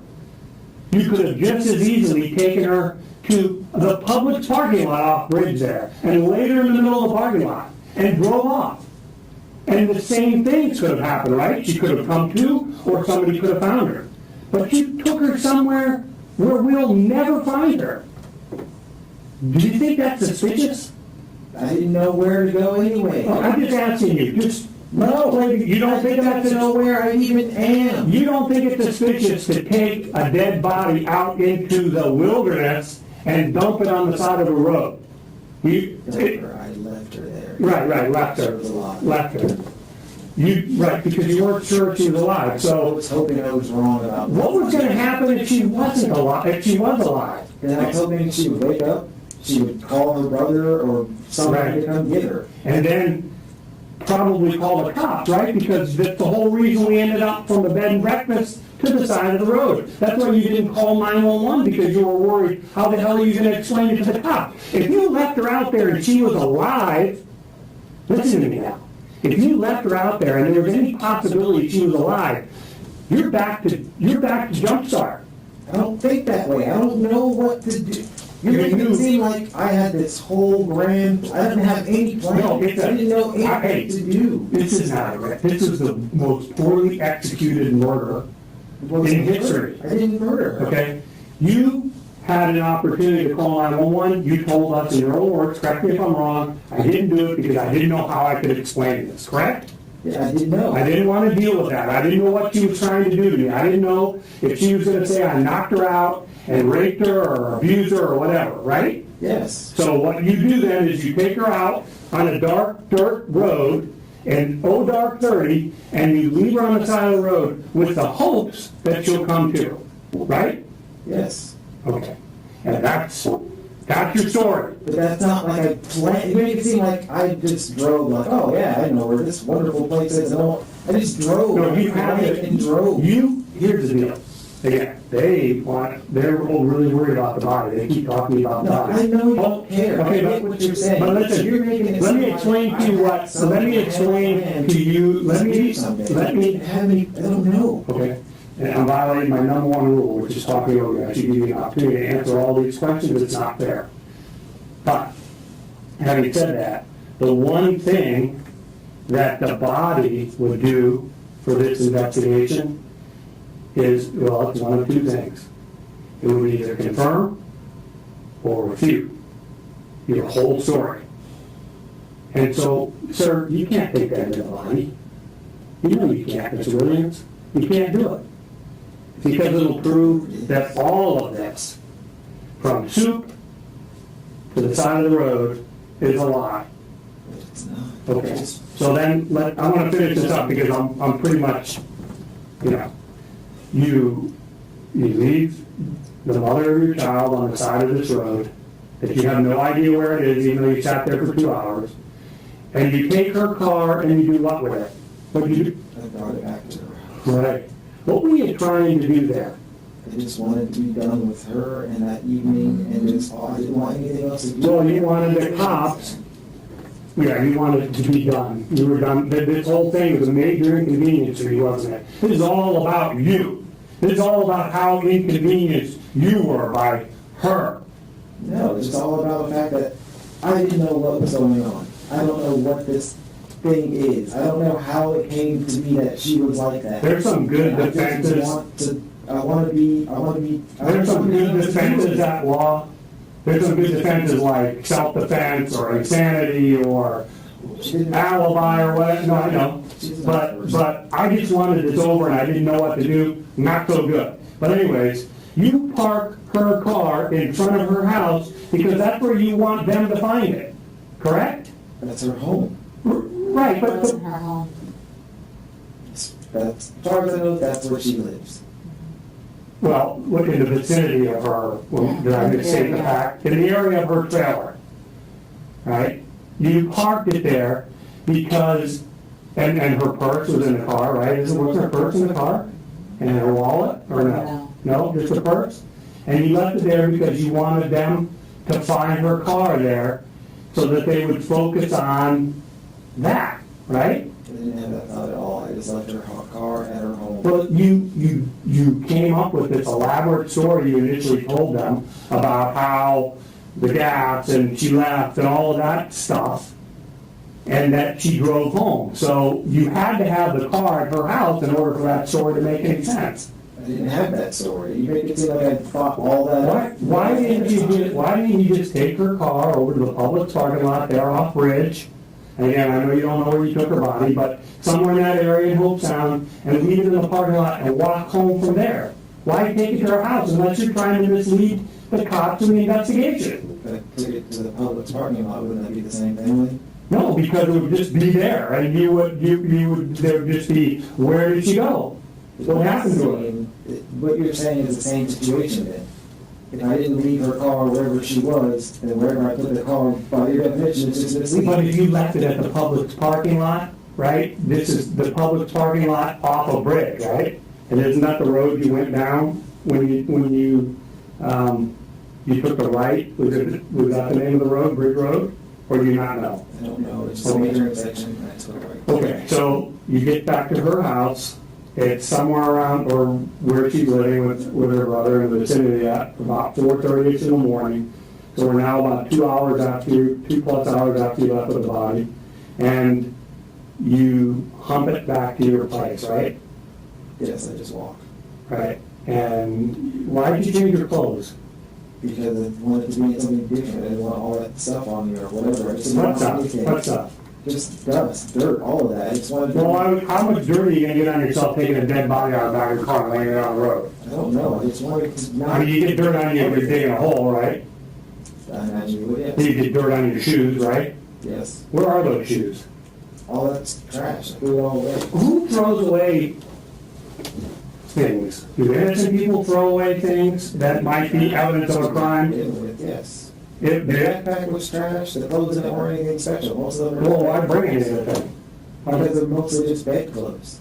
And they were the same shoes, and have extra shoes. Hey, man, Shoes that were. let's swap seats again. Do you hear what you're saying? Do you believe anybody in their right mind is gonna believe, you went through the effort of packing this backpack, hold on, Florida. right, and then you got down here to Florida, and just coincidentally, after your wife dies, and you dump her on the side of the road, your ex-wife, you decide you're gonna throw away clothes. You see how ridiculous that is? There was more than just a pair of clothes in there, though. There was plenty of just other But clothes. some of the clothes and the shoes that you wore during this incident involving your ex-wife were some of the things you threw away, right? The next day, yes. Do you think they'd like to have that stuff? Sure. I'd like to see the shoes. I'd like to see what pants you were wearing. I'd like to see if there's any blood or any hair or any fiber or any dirt or plant matter on those things. You know why I'd like to see that stuff? Yes. You know why. I want to see it for the same reason you threw it away. It's evidence. So you destroyed evidence as well. So you lied and you destroyed evidence. Now, swap seats. What do you think about that? I think you're putting words in my mouth again. What I told you to tell me at any point in time about putting words in your mouth. You're saying I destroyed evidence. I didn't destroy, I just got rid of clothes I didn't want anything to do with anymore. I didn't want anything to do with that night. I didn't want anything, all of it was completely foobar from the get-go. I didn't know what any of that was supposed to be about or how it even came to be that way. It all just spiraled out of control. I never touched her. I never put a hand on her. What's foobar? Sorry, it's a military term. Fucked up beyond all repair. All right. You fucked this thing up beyond all repair? The whole evening was. I didn't know what to do at any point in time because all I thought was, I am scared and this all looks bad. At every point, it all looked bad. There was never a point in time where I'm like, this is okay. It was all bad. Everything was bad. Everything. And then you made it better or worse by lying to the police? Worse. Worse. And you made it better or worse by not taking them to where the body is so they can confirm or refute your story? Make it better or worse, you mean? It's only Hold on. worse because I can't Okay. tell you where that is. Okay, okay. I don't know where that is. And I know you feel like I should know this, but I don't. I don't Okay. know. All right. And you make it better or worse by throwing away the clothes you're wearing during this entire episode. Is it better or worse? Worse. Okay. And so there's no question that the guy we see on the video, what were you wearing? You have the backpack, dark backpack, right? It's an old sweatpants. It didn't look like a kid's high school backpack. It looked different. It's an old military bag. I've had it for many trips. So it's like one of them big ass, what do they call them in the military? It's just a bag. I don't know. It's a backpack I've used for many different deployments and trips I've gone on. It's just a big bag. I use it to pack clothes in. Kept it all these years Yeah, it was old, but I still have it, yes. and threw it away the day your ex-wife was missing, but, right? Well, only because of all the junk that was in it, yes. It's already falling apart anyway. Water bottle with coffee bars in there too? Yes. Okay. when and where did you change out of did all of this transpire, the 2 hours in your ex-wife's car, did all of this transpire while you were wearing the clothes that we saw on the gas station video? Yes. Okay, and so it's those clothes and the shoes that you were wearing that went in the backpack that you disposed of, right? Yes, all of those are in the backpack. When did you change? After I dropped off her car at home. Okay, like, did you go on the bushes and change your clothes or what? There was a small structure. Okay, so we know we got the big dark backpack. It's not like a kid, it's like a, what do you call it, rucksack or whatever you people call them in the military? It's just a backpack. Okay. I don't rock with it. What are you wearing? What else are you wearing? I have an old hat and some gray sweatpants. What kind of a shirt? Just, I don't know, it's a shirt. I don't remember the shirt. Dark, light? I don't remember the shirt. Okay. And then, so, all of those video cameras that they showed you along US 1, is that how you came back? How'd you come back? Walk down US 1 or what? Yes? Yes. You walked down US 1? Yes. Okay. I have another way to get back to the home. Okay. And so at 4 some odd in the morning, as these cameras pick you up, they're picking you up, coming back with your backpack and whatever you're wearing from where you dumped Trish's car off, right? Drop it off at her home, yes. Okay. And then this is Wednesday morning-ish, and you leave to go back to Raleigh when? That evening. You left out that evening. The same, but that was already planned. No, I know, even though you had the place booked for 5 days, but I understand, money being as important as it is to you, that 5 days, you got it for cheaper than if you had paid it 100 or whatever earlier that we talked about, right? Yes, it was Okay. a good deal. I got it for 60-something Right. bucks. I never planned to stay the full week. All right, so just so I'm clear that this is your story and you're sticking to it. All right, I mean, I just don't want to hear another story later or some other day. Is there anything, this is your opportunity to tell us anything that you think is important that we haven't asked you. Is there anything you can think of? You gotta speak up because we're trying to get this recorded. No. Oh, yeah, Jesus. Who was out and about with your ex-wife's body in the backseat of her car? No, she was asleep. And how old was she at the time? She was 72.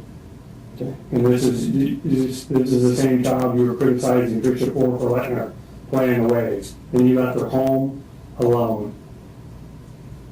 She was asleep. What would happen if she woke up? I don't know. Didn't I care. mean, not that I didn't care. Of course I care about her daughter. Okay. So just so we're clear for the record, this is it. It's a laptop, gas trip, third trip, out to the dead end road, right? I didn't know what the road is. Right. I didn't know if it's dead or not. The dirt road. And where is her phone and her wallet? I was with her. Did you turn it back on when you left with her? No, I just left the things with her. You didn't want to mess with it again? I just left it with her. It's So her you phone. could have turned it on and then that way we could have found her. We could have pinged her phone, we'd have found her. And if she's alive, maybe we could have saved her life. It was never an occurrence to get it turned Right. on. I just left her phone with her. All I thought was it's her phone, she can call, she has her wallet, if she needs money, or ID, or whatever, it's her stuff. There you go, like, It never occurred to you to do anything to save her life. That's what you're didn't saying. know what to do to save her life. Okay. You know why we came up yesterday? There was knowing how you were gonna leave the state with that baby.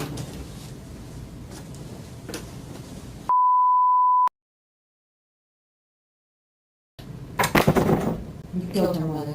Who killed her? You killed her mother. No, dude. You killed her mother. Never killed her. I would never do that to her. I would not kill her. Never lay a hand on her like that. Not in the past and certainly not in the present. You have in the past. I have not. I've never struck her.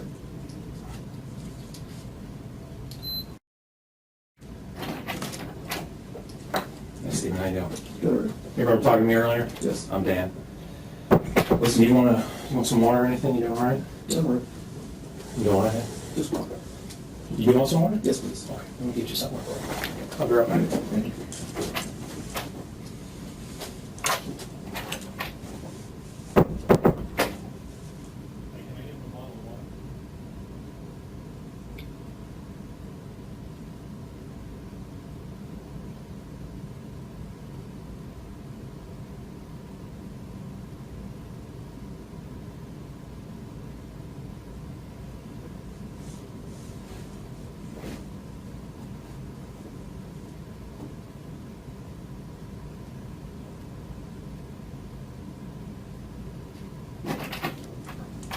There you go. Thanks.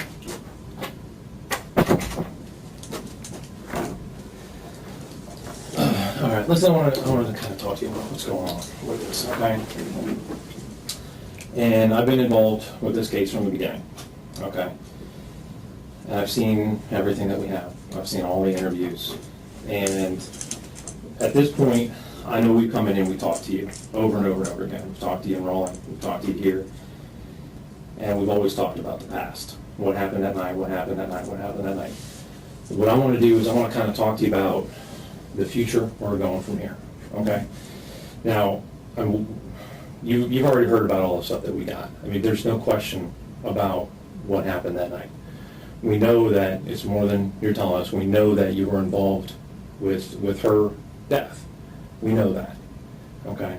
So the question is not what happened or anything like that. What we need to understand is going forward, okay, there's going to be a trial, okay? There's going to be press. There's going to be everybody looking at this. You've seen how these things, they get huge. The media gets involved, and everybody's going to have an opinion about what happened. And everybody's going to have an opinion about you and your relationship and what kind of person you are, okay? And the thing that we're trying to do here is, I talked to you earlier. You're a nice guy. I like you. I mean, I think we could be friends, you know, in different circumstances. But here's the thing. You know, there's going to be two narratives going forward, okay? And what I want to do is try to give you the opportunity to kind of tell me more about what narrative actually happened, okay?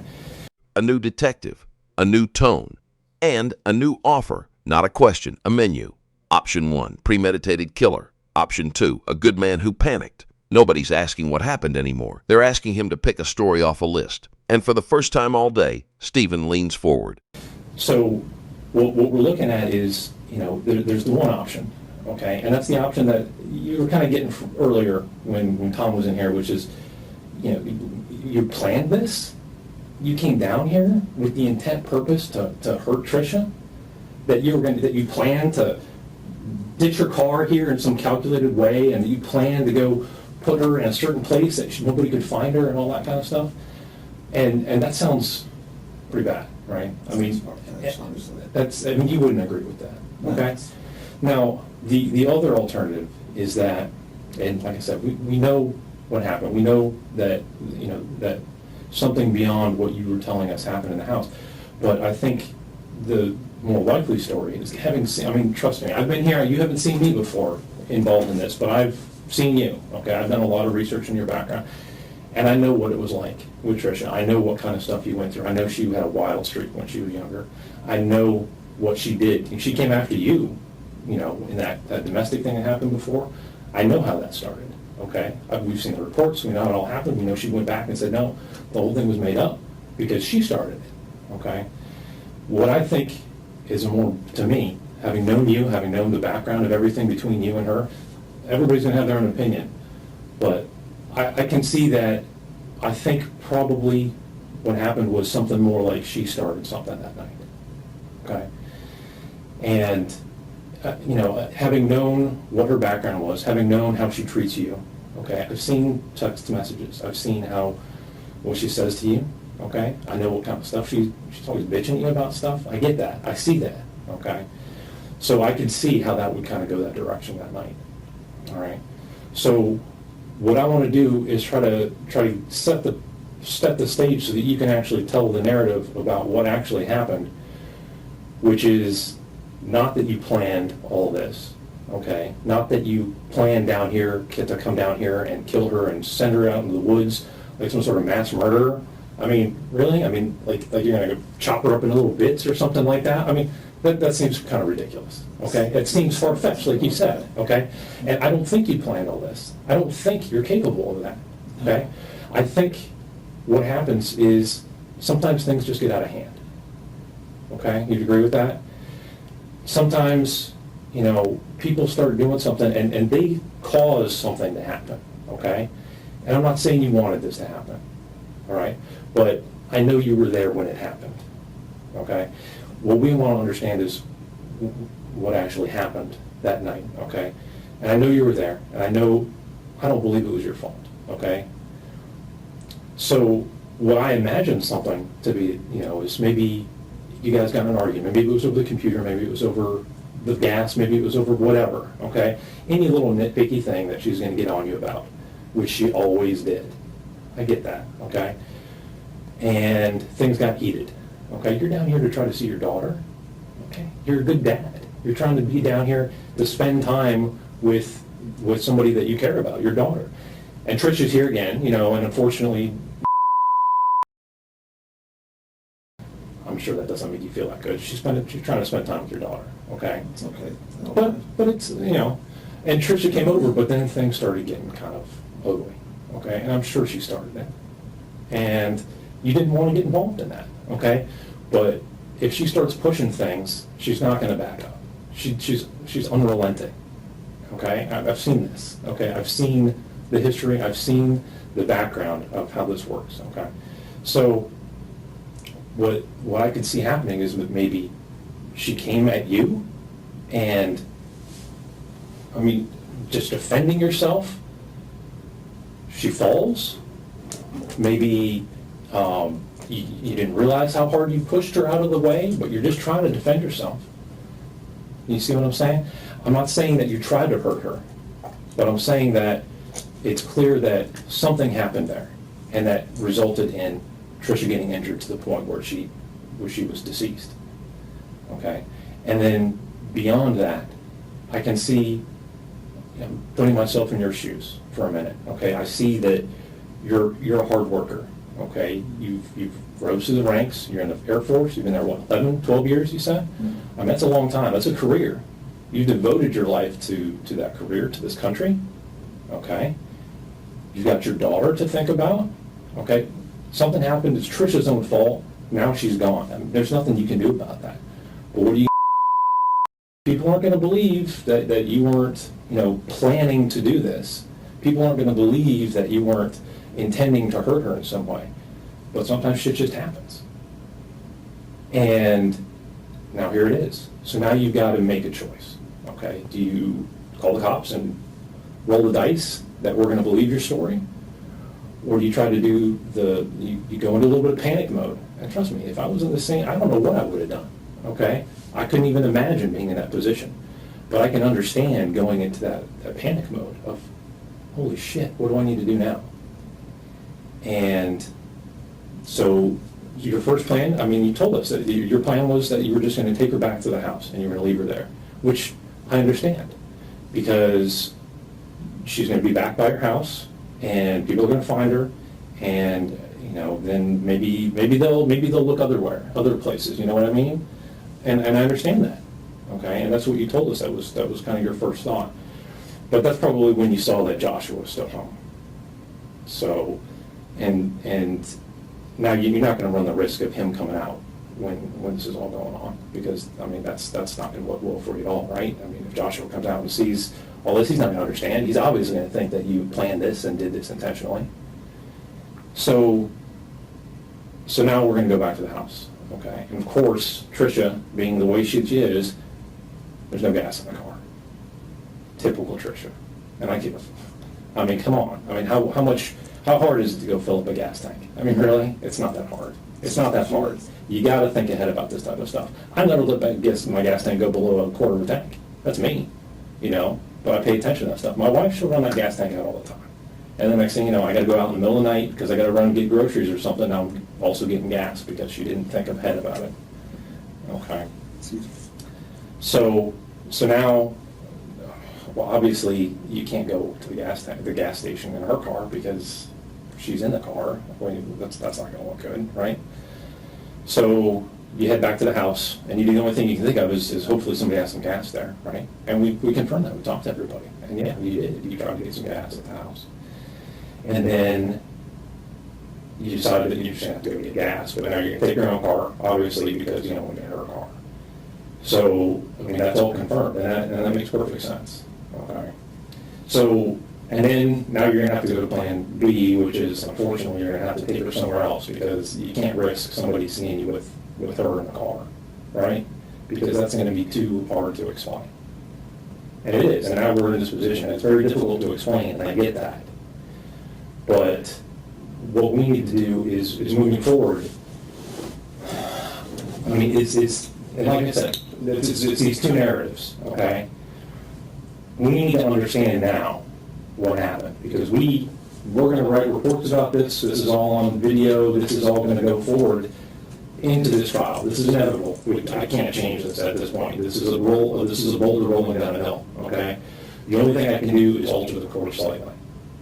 And the only thing that I can do at this point, and like I said, I think you're a good guy. I've talked to you. You're a nice guy, okay? I don't think that you were a cold-blooded killer who came down here with the explicit intention to murder her, okay? I don't think that's the case, okay?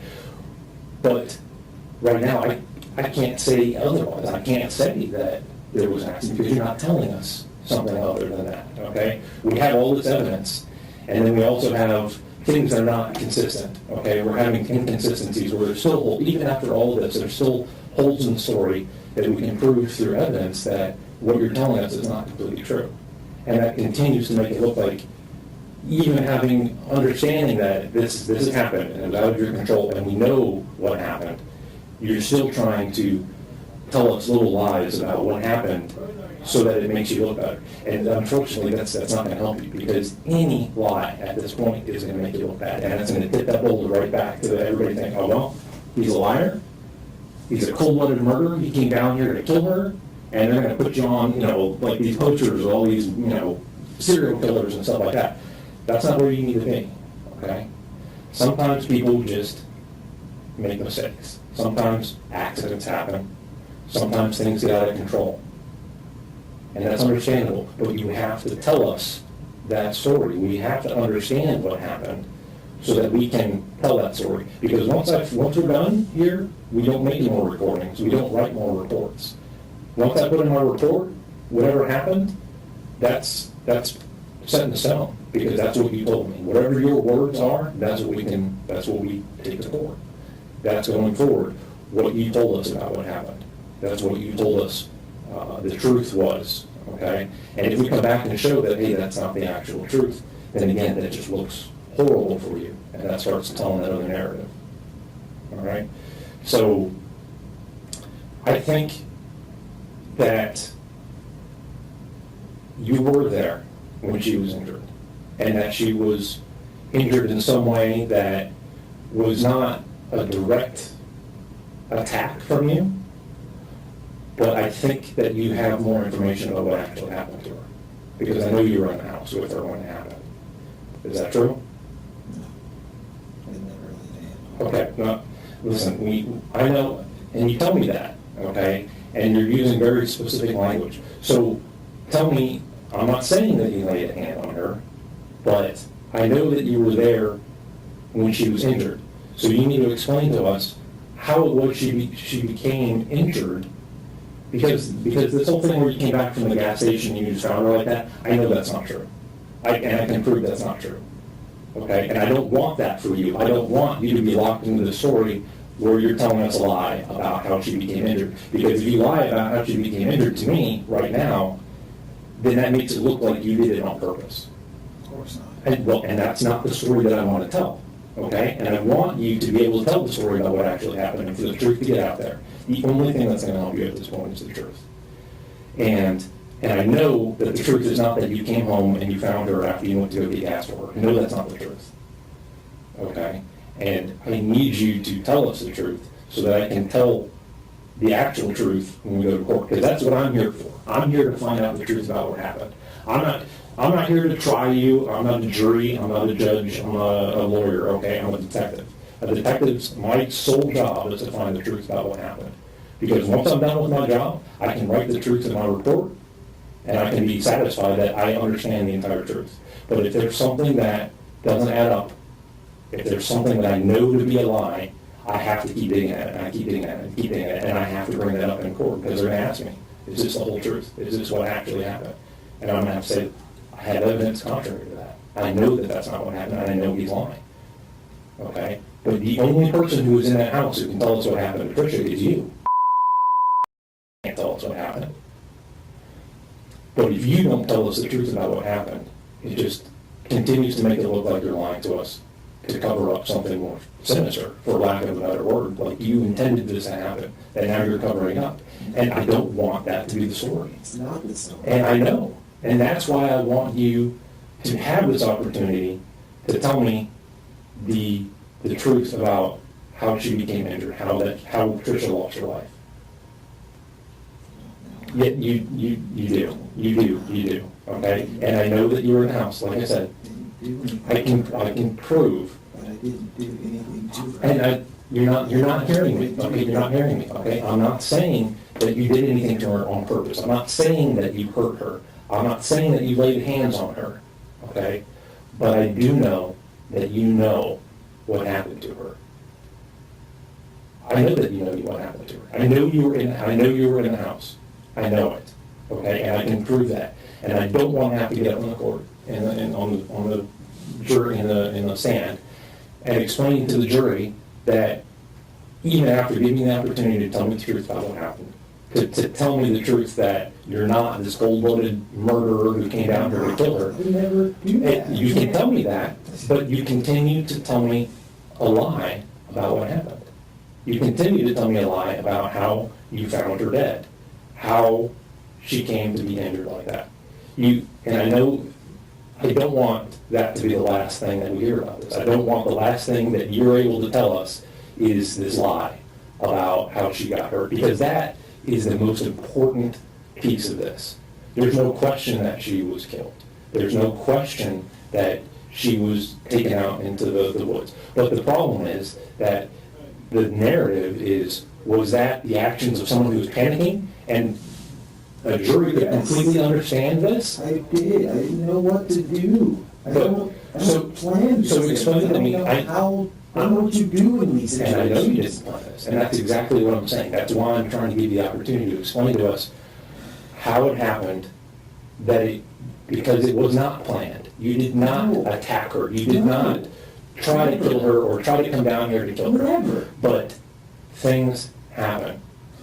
And we need to understand what it was that happened in that house before the whole gas thing. I know it happened before the gas thing. I know it happened before you went to this computer thing. I know that's not the truth. I can prove that this is not the truth. I need to know the truth to be able to tell people that you're not a serial killer, that you're some psychopath who has no remorse over killing the mother of your child. But you know that's what's going to be in the paper. You know that's what's going to change that. You can change that. You can change that right now. No. Yes, you can. Because I can't tell you anything other than what I've told you. No, you can tell me the truth. And that's the problem. And nothing makes it better. Nothing I say makes it better. It will. And it doesn't matter. Because there's a huge difference between we got an argument, it got physical, she started it, she got hurt. That's not any better. That's no better. No, It's the talk, same scenario. That is miles better than I came down here with a backpack full of tools, ready to kill her and drag her out with her lifeless body in the woods. It was just clothes. It was just the clothes I didn't fit. You heard the narrative that you told. But it was You just- told just us. more clothes. I had a bag. I had clothes. Yes. I had water. Yeah, I had not already snacks. in there, Well, no. I'm saying, you got the bag, and then after all this is done, all this messy business is finished, now you get rid of that. That looks awful. That looks like a murder bag. That looks like, oh my gosh, she came down here with this bag, and I don't think it was. I think it was just a bag that you had with some stuff in it. Yes, that's But you need- literally what it was. But Just you the need to extra explain. stuff that I already But had. if that's the case, you need to explain how she got hurt. Okay, listen to me. I know, this is my job, okay? I know when the truth is coming out, and I know when somebody's trying to dance around the truth, and I know when somebody's trying to skip over things, okay? And I know that's what's happening here. And I don't blame you, because it's scary, because you don't want to have to think about what happened again. And because you think it's going to make you look bad once we know actually what happened. But I'm telling you right now, whatever happened before, I'll tell you right now, if you came down here with a murder bag and you planned on killing her and burying her out in the woods and hopefully we would never find her again, that's not going to look good, okay? Stupid. But I don't think I don't bury someone in the woods. I don't- find that. That's why they do all the searching. And I don't think that was the plan. But the thing is that if you leave that empty space for everybody to make up this story about what actually happened and why you were down here and what actually happened to Tricia and your intentions, you know that's what people are going to come up with. And you know that's what everyone's going to say. So you need to take the opportunity now to set everybody straight to tell us what actually happened in the house. And if I Because sit here and tell you that she attacked me, that's just another different story that you're just going to be like, well, it's 5 different stories he's telling now. And that doesn't help either. So what do you want me to tell you? What do you want me to tell you, Dan? I want you to tell me the truth. Because I'm telling you, I didn't hurt this woman. Okay. I never did anything to injure her or hurt her. My only mistake is I didn't just accept that this is the situation and call 911. That's what I should have done. Did she I attack didn't take you? her to the hospital. I should have just did that. And instead I just panicked and I just started to get away from it all. So I just wanted nothing to do with all that. But you Because that's panicked. not me, and I just panicked. You panicked because of what happened because you thought it would come back on you. Because it does. Like, in the past even, I didn't do anything to her, but But just because people, of how it but here's was. the thing, people fall down all the time. People get hurt, okay? It's not uncommon, okay? And we can find that out. That's not something that's difficult to determine, okay? There's people that go to a lot of school and they get paid a lot of money to figure out exactly what happened to somebody, okay? And I know you don't believe that, and I know you were panicking, I get that. But I know that what you're telling us about coming back from the gas station, I know that's a lie. I know that's a lie. And I can prove that's a lie. And I don't want that to be the last lie that you tell us. I need you to tell us I can't tell the you truth. anything else because I don't know anything else to tell you. You do. And I If know you anything do. else, it's another story. And no matter what I tell you, it's not going to be the truth according to you. So You- what do you want me to tell you? Here's the thing about the stories, okay? Every time you tell us some version of what happened, it gets closer to the truth. And I appreciate that because And you, then I say, oh yeah, she attacked me, and you come back in here like, okay, so you attacked her. Like, no, that's not what I said. So then you're just gonna have me going down this rabbit hole of different stories now. I don't want that either. like I told you, okay? I can prove one thing, okay? I can prove that you were at the house with Tricia when she was injured. I can prove that. So the question lies with you as to, you're the only one who was there with her. Like I said, you're the only person who can tell us what happened. So this is your opportunity to tell us what happened in the house before you left. Because that's when I know she was injured, and I can prove that. What I need to know is what happened in the house. Because I know what you're telling me is a lie, and I can prove that. But if you stick with that story and I can prove that it's a lie, everyone's going to assume the worst. Then you assume the words. If I sit here and say, yeah, we argued, she attacked me, then they're just gonna assume, okay, you being the bigger, stronger person, you hit her, or you did something to her, or you in some way hurt her, and I never, ever would do I'm that. not asking I you- certainly I'm didn't not come asking down you to here make with up a some story. murder bag. I didn't come down here with some dubious plan. See, I didn't. Exactly. I'm not that kind of person. And that's what I'm saying, is that you're not that type of person. But by continuing to lie to us about what happened and when it happened, you're opening that door for everyone to assume it, and you know everyone's going to assume it. They already I do. don't. They I don't assume assume that. before If I this thought that was the case, I wouldn't be in here talking to you right now.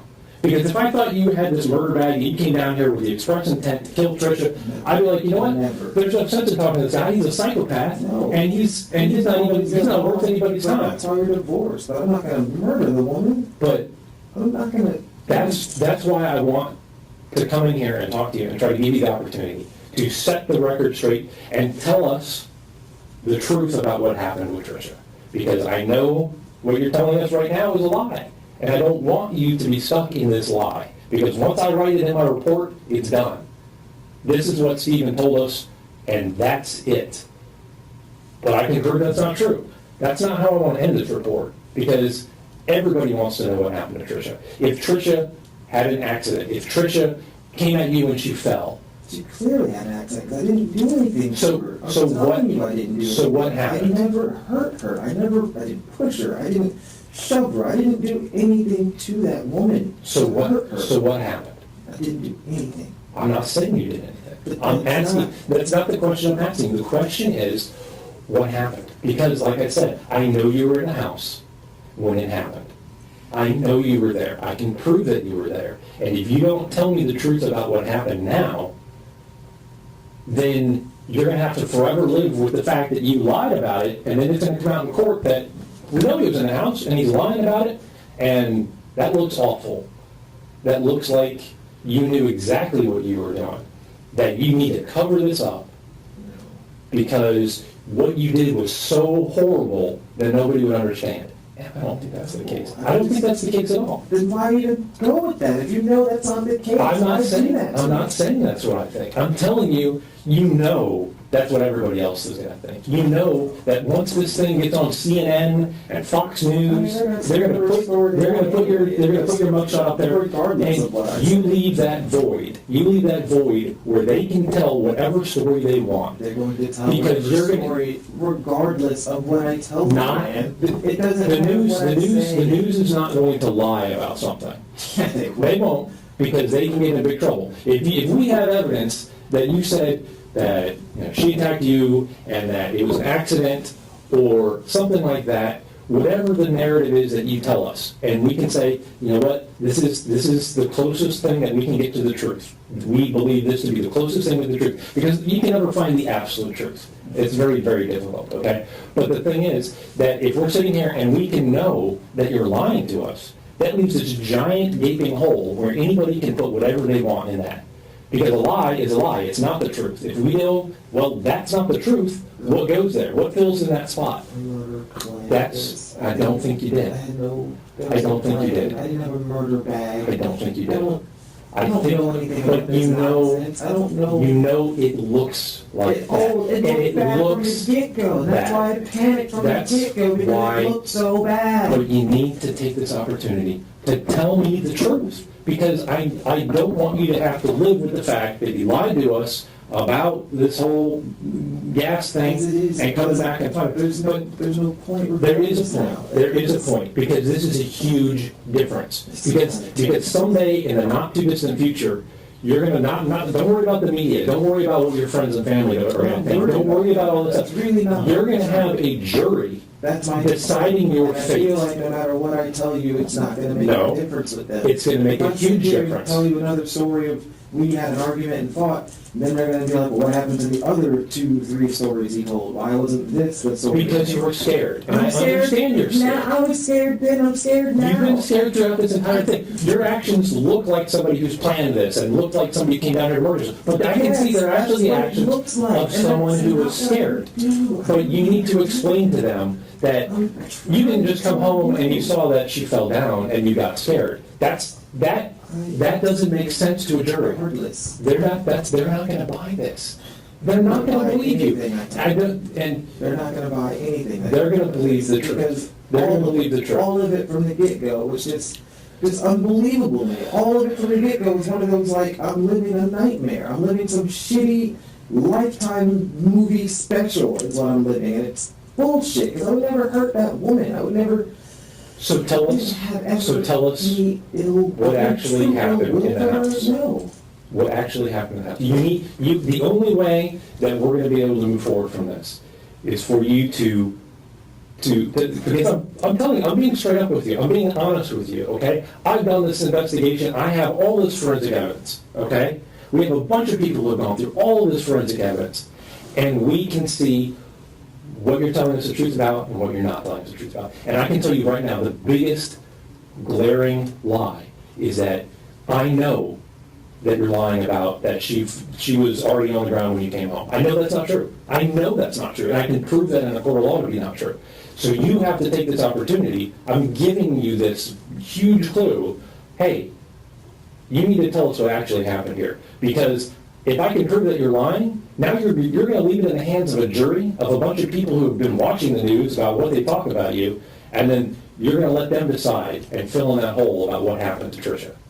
You think they're just going to say, oh yeah, she must have just fallen down and bumped her head. You think that's what they're going to think? No. No, because you're not telling them what actually happened. You're not telling me what actually happened. I just feel like if I do, then it's just another story. It's just another story of what happened. It's another version of what happened. Everything is a story. Everybody has their own. It goes into like the docket file of, well, we can't believe a word this guy said now because you lied at the beginning, you lied in the middle, and now you're probably still lying in the end. No, because we need to understand, because I don't want to leave you here hanging out here with this lie, this glaring lie that I know is not the truth. Because if you take this opportunity to talk to me, I will listen to you. I will listen. I will believe your truth. It doesn't matter. Okay. Believe me? It does. No, it doesn't. Who do you think writes this report? Who do you think has to file all this stuff to the state attorney? I understand. Myself, the other detectives. We have to listen to you. That's my job. Mind made up. No. If I had, like I said, if I had my mind made up, I came here with some murder back. if I had my mind made up, I would not be in here talking to you right now.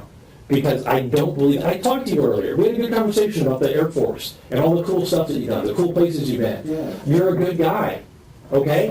I think you're a nice guy. I don't think you're this cold-blooded murderer, Right, I just... okay? But you're not giving us the opportunity to tell the story that actually happened. Try to do right.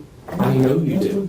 I know you do. I don't plan this nonsense. But with Tricia, things always go sideways with her. You try to do the right thing with her, and then she's off cheating on you with some other dude. You try to do the right thing with her, and then she's pushing your buttons up against the wall with this key thing, and she gets you in trouble. Then next thing I know, I saw that she's talking to your commanding officer's wife or something about you being with this girlfriend. I saw all this stuff. She's always pushing your buttons. She's always... Always just trying to do the and right you are thing. trying to do the right thing. Try to be a good Okay? person. And then here it is, you're trying to be a good person. And it's still not working. And she comes in, and here she comes.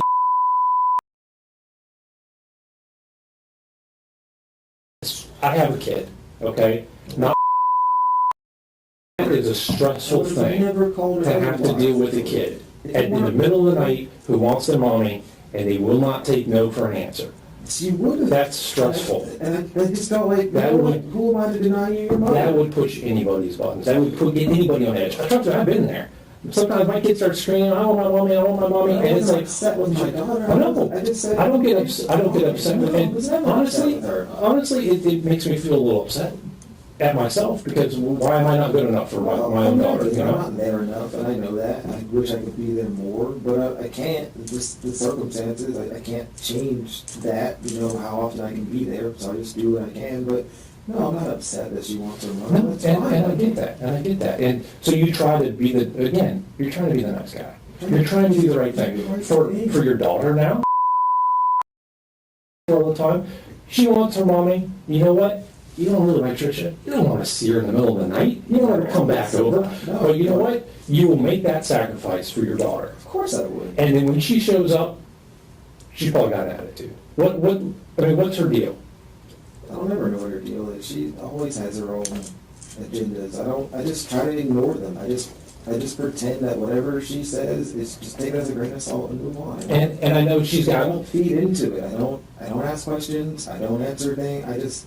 I just smile and nod kind of thing. But sometimes she won't take that. Well, no, that's just her personality. And she's gonna keep pushing. Because she's got to end the conversation. She's got to get to some resolution. And I let her. And she's going to keep prodding and poking about whatever the stupid thing is that she's upset about. Okay? And I get that. Okay? We all understand that. We've all been there. Okay? So, and I understand how this, the kind of the atmosphere of that night. And I can't blame you, okay, for panicking after all of this. It was just a panic. There was Okay. panic. But you got, I didn't know what but was the right thing to Stephen, do. but I want to tell you right now, okay? You need some guidance sometimes, you weren't sure what to do, I can tell you right now, the right thing to do is to tell us what actually happened. It's gonna help me. It is, it's going to help you It looks so enormously. worse. I know you think that the truth is gonna make it look so much worse, okay? But I can tell you right now, the truth is never anywhere near as bad as what people will believe if you let them come up with their own I story. don't believe I hated her. I never hated her. I didn't. So tell I didn't hate me, this so woman. tell me that story. I cared about Tell her. me what happened.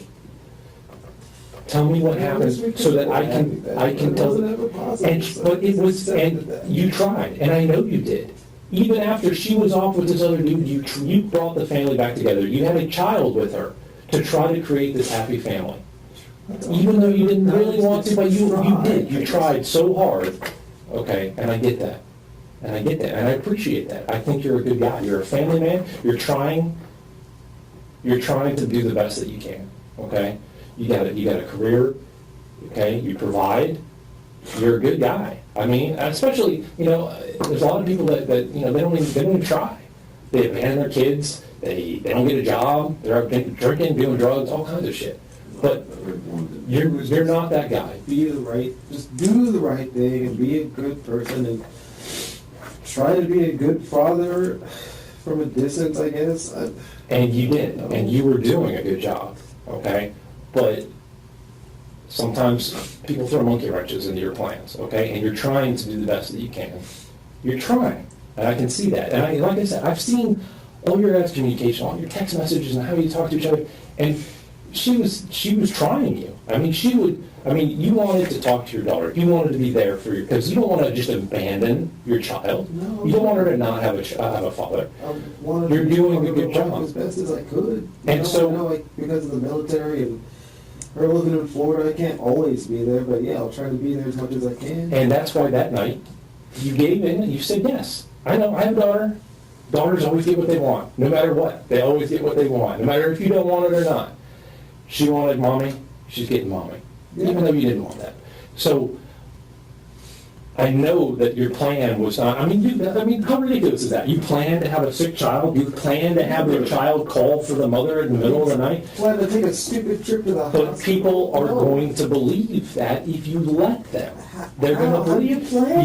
How do you So, plan for your child to be sick in the middle of the night? so I know you think that the truth is going to sound worse, but you know it's not. You know it's not going to sound worse. You know it can't be worse than this narrative that people are creating about you. It's only That people are already saying everything this. else already. I've already told too many different freaking versions. You And it doesn't- you told versions because you panicked. You were scared. People can understand that. Scared.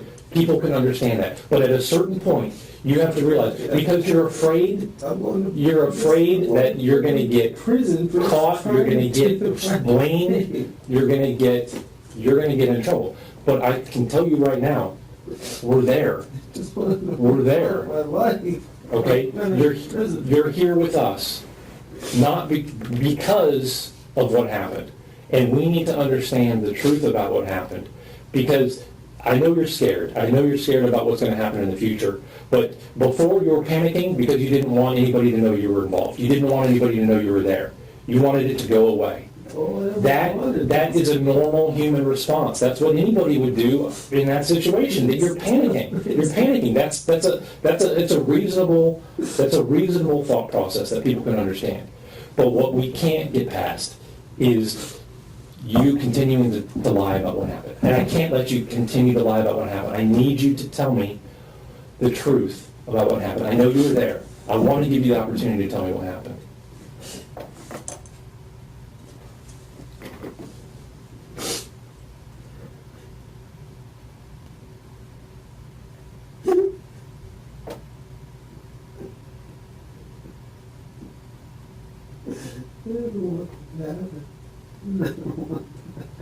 I know you didn't, but you've got to clear this off. I can see this is not something you can carry around.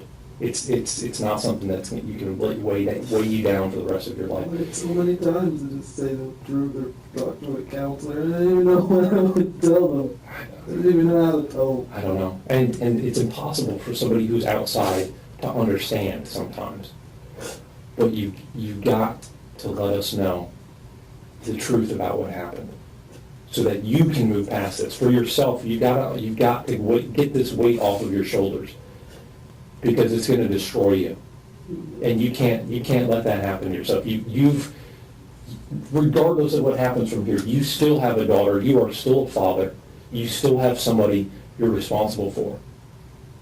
Okay, and you can't At this point, in one way or seeing another, I my daughter can't. again. No, that's not true. It's and don't think that's the truth. Okay, I can't guarantee you what's going to happen. It's not up to me. But what I can do is I can tell you that we need to know the truth. Truth about what happened. That everyone, the families, they need to know what happened, because you cannot let everyone else make up some story. You want her to believe these stories that people are going to spin about you because you continue to lie to us about what happened that night. I know you were there. I know you know the truth. You need to tell us so that we can just put a pin in this and say, now we know the truth. It does. It does. It's going to. Yeah, Because- did all the wrong things. Because it cannot get worse than what people make up. I tell you that. You would not believe people's imagination. Well, you would. But, I mean, people's imaginations will run wild, and they will come up with the most horrific things. I don't even know where to, it just, I Just, don't know, it just happened. It talk just to me happened. about from midnight. I would never text her otherwise. It was Right. already late and she had already left. I would have never texted And her. you're a good dad, Just- so you wanted. That's it. That's all I was trying to do, was just be a good dad. Just, okay, you want your mom? Fine. Like, I'm not going to deny you that, you know? So So I just come by, that's fine. And then, just, no, I never liked her around. I never liked being in a one-on-one situation with her because I could never predict her. I don't know the version of her I'm getting at that moment. And so, no, I never liked being in a one-on-one situation just Right. because, just like now, there's only my word or her word or whatever. And I can't change how things freaking look. right. So, yeah, she came over. Talks about nonsense and bringing up child support and just more stupid stuff that I just, for the most part, tried to ignore. And then, yeah, there was a mix-up with the check, but that's not my fault because you told me this was your address. So, yeah, that's where I mailed it to. And then she's telling me that's not the mailing address. It's just what I'm like, that's not my fault. If you told me you moved, I did the responsible thing and I made sure the check was going to go wherever you moved to if you're not at your mom's house. And then she's just going on and on and on. Now I owe her more money and back child support and I'm just sitting here like, then I'll fix it. I'll send you another. I'll do something, but I don't have the money now. So just give me some time, like, because that money, since you didn't get it on time, is already spent. I spent it to come here, and now I need a little more time to get it to you. And now she's talking about how she's going to go to court and all this other stuff, and it's my fault. And I'm just like, this isn't even my fault. Like, you told me you moved, so I adjusted it. Like, just calm down. Like, this isn't even that serious. This is an easily rectifiable. Why are you getting all out of hand about this, you know? Right. And yeah, I know I didn't go through the court to pay child support, but every time I tried, it was just, she just stonewalled me. It's like, I don't want to do that because I paid money to send you money, which is stupid. I was like, just let me have your account information, just the account number, and I'll direct deposit it, and this will never happen. And no, that's not going to work, and we can't do that. You owe me all this money. And then she's gonna go to court and make me pay all the other money from the divorce that I already took over 10,000, like $20,000 in debt that I have to pay back in 18 months. And then if I don't pay all that back, I got another $6,000 I gotta pay as far as back child support. So now she's trying to say I'm gonna have to pay all that back. And then she just gets on my face about it. And I'm like, what? Why are you so mad right now? Like, is it because I called you this late? It just completely got out of hand. And then just the whole pointing and it just all went bad. It just so fast. She just went from 0 to 100, and I'm trying to understand, like, what just happened. Like, you were just here earlier. Everything was fine. You left. We're arguing about something that I'm sitting here thinking this is unbelievably trivial, and this can be fixed. I can fix this by the 1st. Just give me time, and I'll make sure you get the money, or I'll make it in 2 separate payments, or whatever you need me to do, and it's just not good. It's not going to work. None of this works. And she eventually falls asleep anyway, but she's still like arguing with me over in the foyer area. And I'm just like, please just leave then. Just go. No, I'm not leaving until we fix this. Like, just get out. Like, I don't know what you want from me, Trisha. I don't have any money for you. I don't have any cash for you. I can't give you anything right now. I spent the little money I had, which is why I drove here.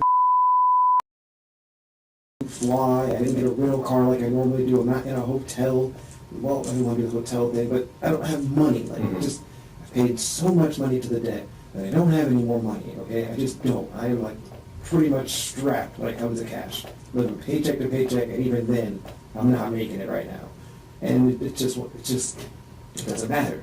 You owe me money. You need to pay your debts. This is always your fault. You're always spending more money, and it's just on and on and on to the point where now I'm just trying to, like, walk away. Now I can't walk away because you're circling me and, like, you're jumping in front of my face, and it just got so aggressive, and I'm just trying to back away and de-escalate, and I can't even leave the house now.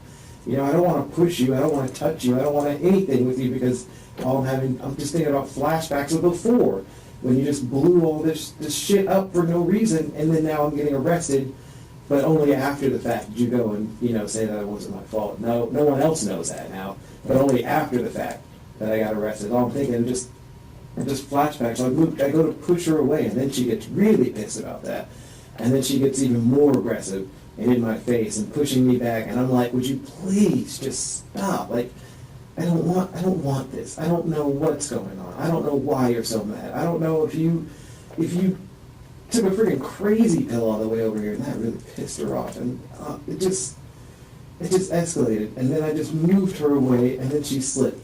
And that's when she freaking fell, and I'm like, oh shit. I asked her if she was okay. It was like a weird sound. She didn't say anything, though.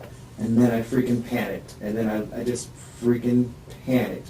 Because I didn't try to hurt you. I just wanted you to stop being here in my face yelling at me as I'm trying to back away. I'm trying to de-escalate. I don't want, whatever this is, it's not this serious. I don't know why it's so serious about this money. It's always been so, like, even throughout the divorce, every penny has just been so serious about her trying to get every dollar. Right. And I'm like, and now I made a mistake, and I sent the check to the wrong address because I didn't know that wasn't a mailing address, and I can't explain where it is, and I didn't even get it back in the mail until a week after that.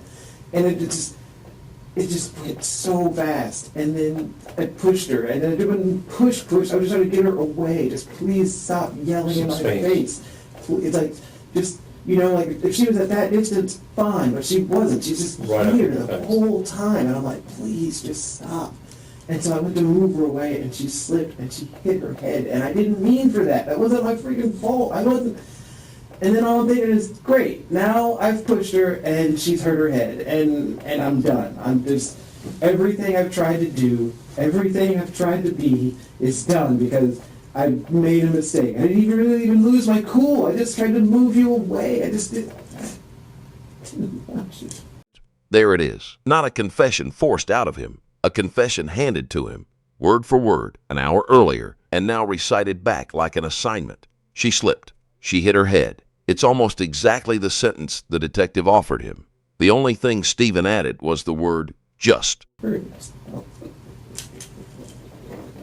Sorry. I just tried to And that's- de-escalate the situation because I couldn't get out. I didn't know where to go. I couldn't even just leave. Like, all I wanted to do was just leave. I just wanted nothing to do with that. Do you know what she hit her head on? Was it the floor I or? don't know. She just fell, and then she wasn't responsive after that. And I didn't know what the hell to do. You know, I thought if I call the police now, she's gonna say I freaking pushed her, and I'm going to jail.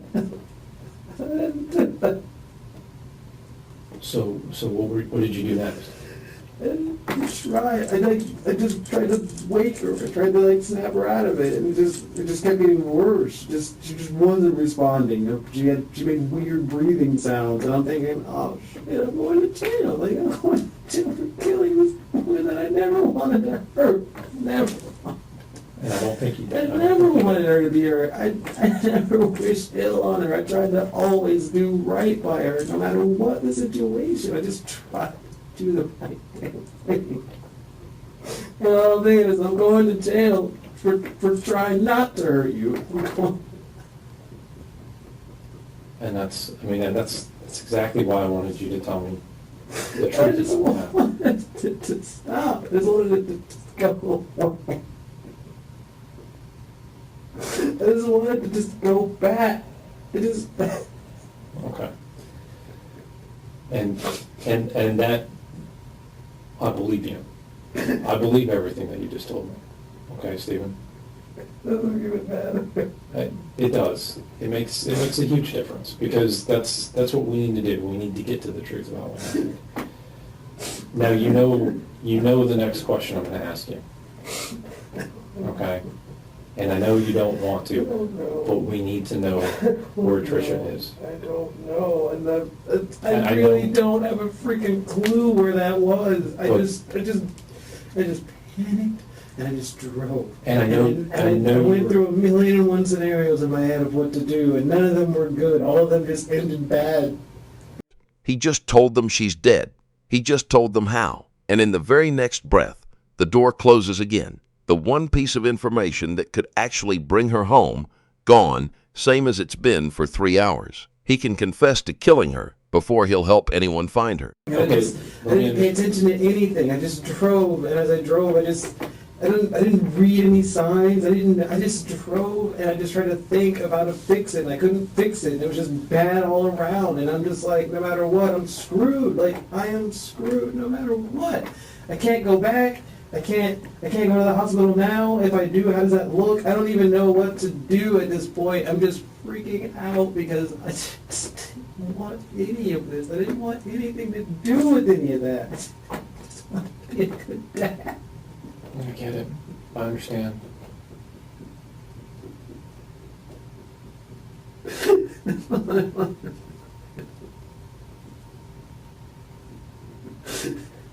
All right.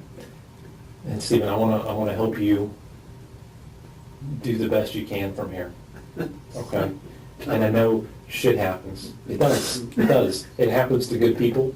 Okay? It doesn't make you a bad person. I don't know where she is, and I can't take her to where she But is, and I'm still screwed because We got to try to I can't remember. remember that. I don't know where that was. Okay. It was just a random place. I have no idea where I Well, was. let me just try to understand through the rest of the evening, okay? The first that you said you went through several scenarios. I just started to figure out what I was going to do. I didn't know what to do. I just panicked. The first Just scenario- Fear and panic is all I had. Just panic and sheer fear because this is not what I didn't know what to wanted do. with my life. I just tried so hard to do so good and to fix the shit that was wrong, and it was an uphill battle, but I was fixing it. It was getting fixed. My life was getting better. I had moved on. I had my job. I had my career. I was happy with my girlfriend. Everything was fine. I was so fine, so good. And it's a horrible accident that sometimes these types of things happen, and they happen to good people. And we got to try to get through to do the best that we can from here. Okay? Well, let me just understand the rest of the night. So you told us your first idea was to go take her in the car to her house, right? Take her home and just. But then you saw what, Joshua was there? I just saw a vehicle. I didn't know whose vehicle that was. I just didn't know what to do, so I just kept Okay. driving. I just Well, kept going. is that when you went back because it was out of gas or low on gas? Yeah, I didn't know where to go after that, and I Okay. didn't know what to do, and I should have just called the police then, I guess. But even then, I was like, well, now I've already left, so now what does this look like? Right, and it just snowballed. It just got so out of control so fast, that no matter what I thought to do, it just made it worse. So try to help me, and I want to try to help you think through this. You went back, you got the gas, and then you put the gas in the car, okay? You went out of the neighborhood. Where did you go Nowhere when you to left? go. You I went just- south, just you drove. turned right, I right? just turned to the right, Okay. and then it was just We- drove trying to think of what to do and where I know- to go and I know- how to make it right, and then everything was wrong. Everything at that point was wrong. And But I even here's the tried to- thing, Stephen. I know you don't think you remember, but I know you remember. If we can work through this, I think you can figure this out, okay? I don't know So where that just stupid place is. work with me for a minute, okay? So you went, you know where Bridge Road is, right? The main road. Yeah, it Okay. goes to the beach. When you got to the Bridge Road that goes to the beach to the left, right? Yes. Did you turn right or did you go straight? I'm pretty sure it turned right, but everything I saw out there doesn't look like anything. I don't remember anything that I saw out there. I just remember it was. Do you remember going under a bridge? I don't know. I just spaced and I just drove and I just tried to think and clear my head and figure it out and what now, and then I just realized that I'm screwed. Like, I'm just Okay. done. There's nothing I can. I'm just going to prison. Like, screw So- it. I'm going to prison no matter what I do at this point. And it just So you drove for a while, right? couldn't explain it. And I get that, that's a lot to think about. That's a lot to carry around with you, okay? And this has got to have been tough for you these last couple weeks. I wanted to tell, but I don't know how to tell it, and it's already so And that's- far past. It's far it's past. never too late. It's never too late, okay? And that's why I wanted to give you this opportunity, because I want you to tell us the truth. I want you to have that opportunity. I didn't hurt her. But- I didn't. and- I never. Here's what I need. We I didn't give her some we have murder plan. so many people are looking for her and want to know where she is. Okay. Will you continue to work with us to try to figure out where she is? You won't? No. I know you don't think you know, but I need you to give us an honest effort to try to remember. It was just dark, and it was a dirt road. So you drove for a while. It was just dark. And Let, it was a let, dirt road. hold on, Steve, let me just talk through this a little bit, okay? So you drove for a while you were thinking. Did you turn anywhere? Dan, for a moment, I just spaced. I just saw road and I just drove. I didn't want to think. I didn't want anything. It just was just zoned out. Okay. Just nothing. Just Okay, because so you don't remember, just sheer fear and panic, and I just don't know what I should do or. okay, when you get to the end of that dirt road, you turn down a dirt road somewhere, right? Okay, I know you remember this part, okay. When you get there, what do you see around you? Just stuff. Just Was it- grass and trees and just nothing. Was it like a significant. forest? I don't know. It was just Was it like a dark. swamp? I couldn't tell you how thick or how far it went. I just got Was to it the a point where I farmland? Stopped, and then I just got out, and then I didn't know what to do. I knew wherever I was at was way too far to walk, most likely, because I don't even know where the heck I am. Right. And it's just dark, and I can't see anything out there. I know there's shrubbery or trees. I don't know how far that goes. I don't know Could you what it even is. see the main road from where you were at all? No, I don't Okay. even. It was so dark the other direction. How I long, don't even know. how the long car do you think you passed. were off the main road? I just wanted. You said before that you changed your clothes in a little building. It's Where not was that? in the building. It was. There's some little thing near where I parked your car. I just changed. Near put her on house? More clothes behind it. Near her house or near where you left Tricia? Her house. I drove back, and then I just You changed after you drove back? because I didn't know what else to do, and I just like, well, the bag has clothes. I can just put more clothes on, and I didn't Okay. know what to do. And Stephen, okay, there's the next thing that I need to understand.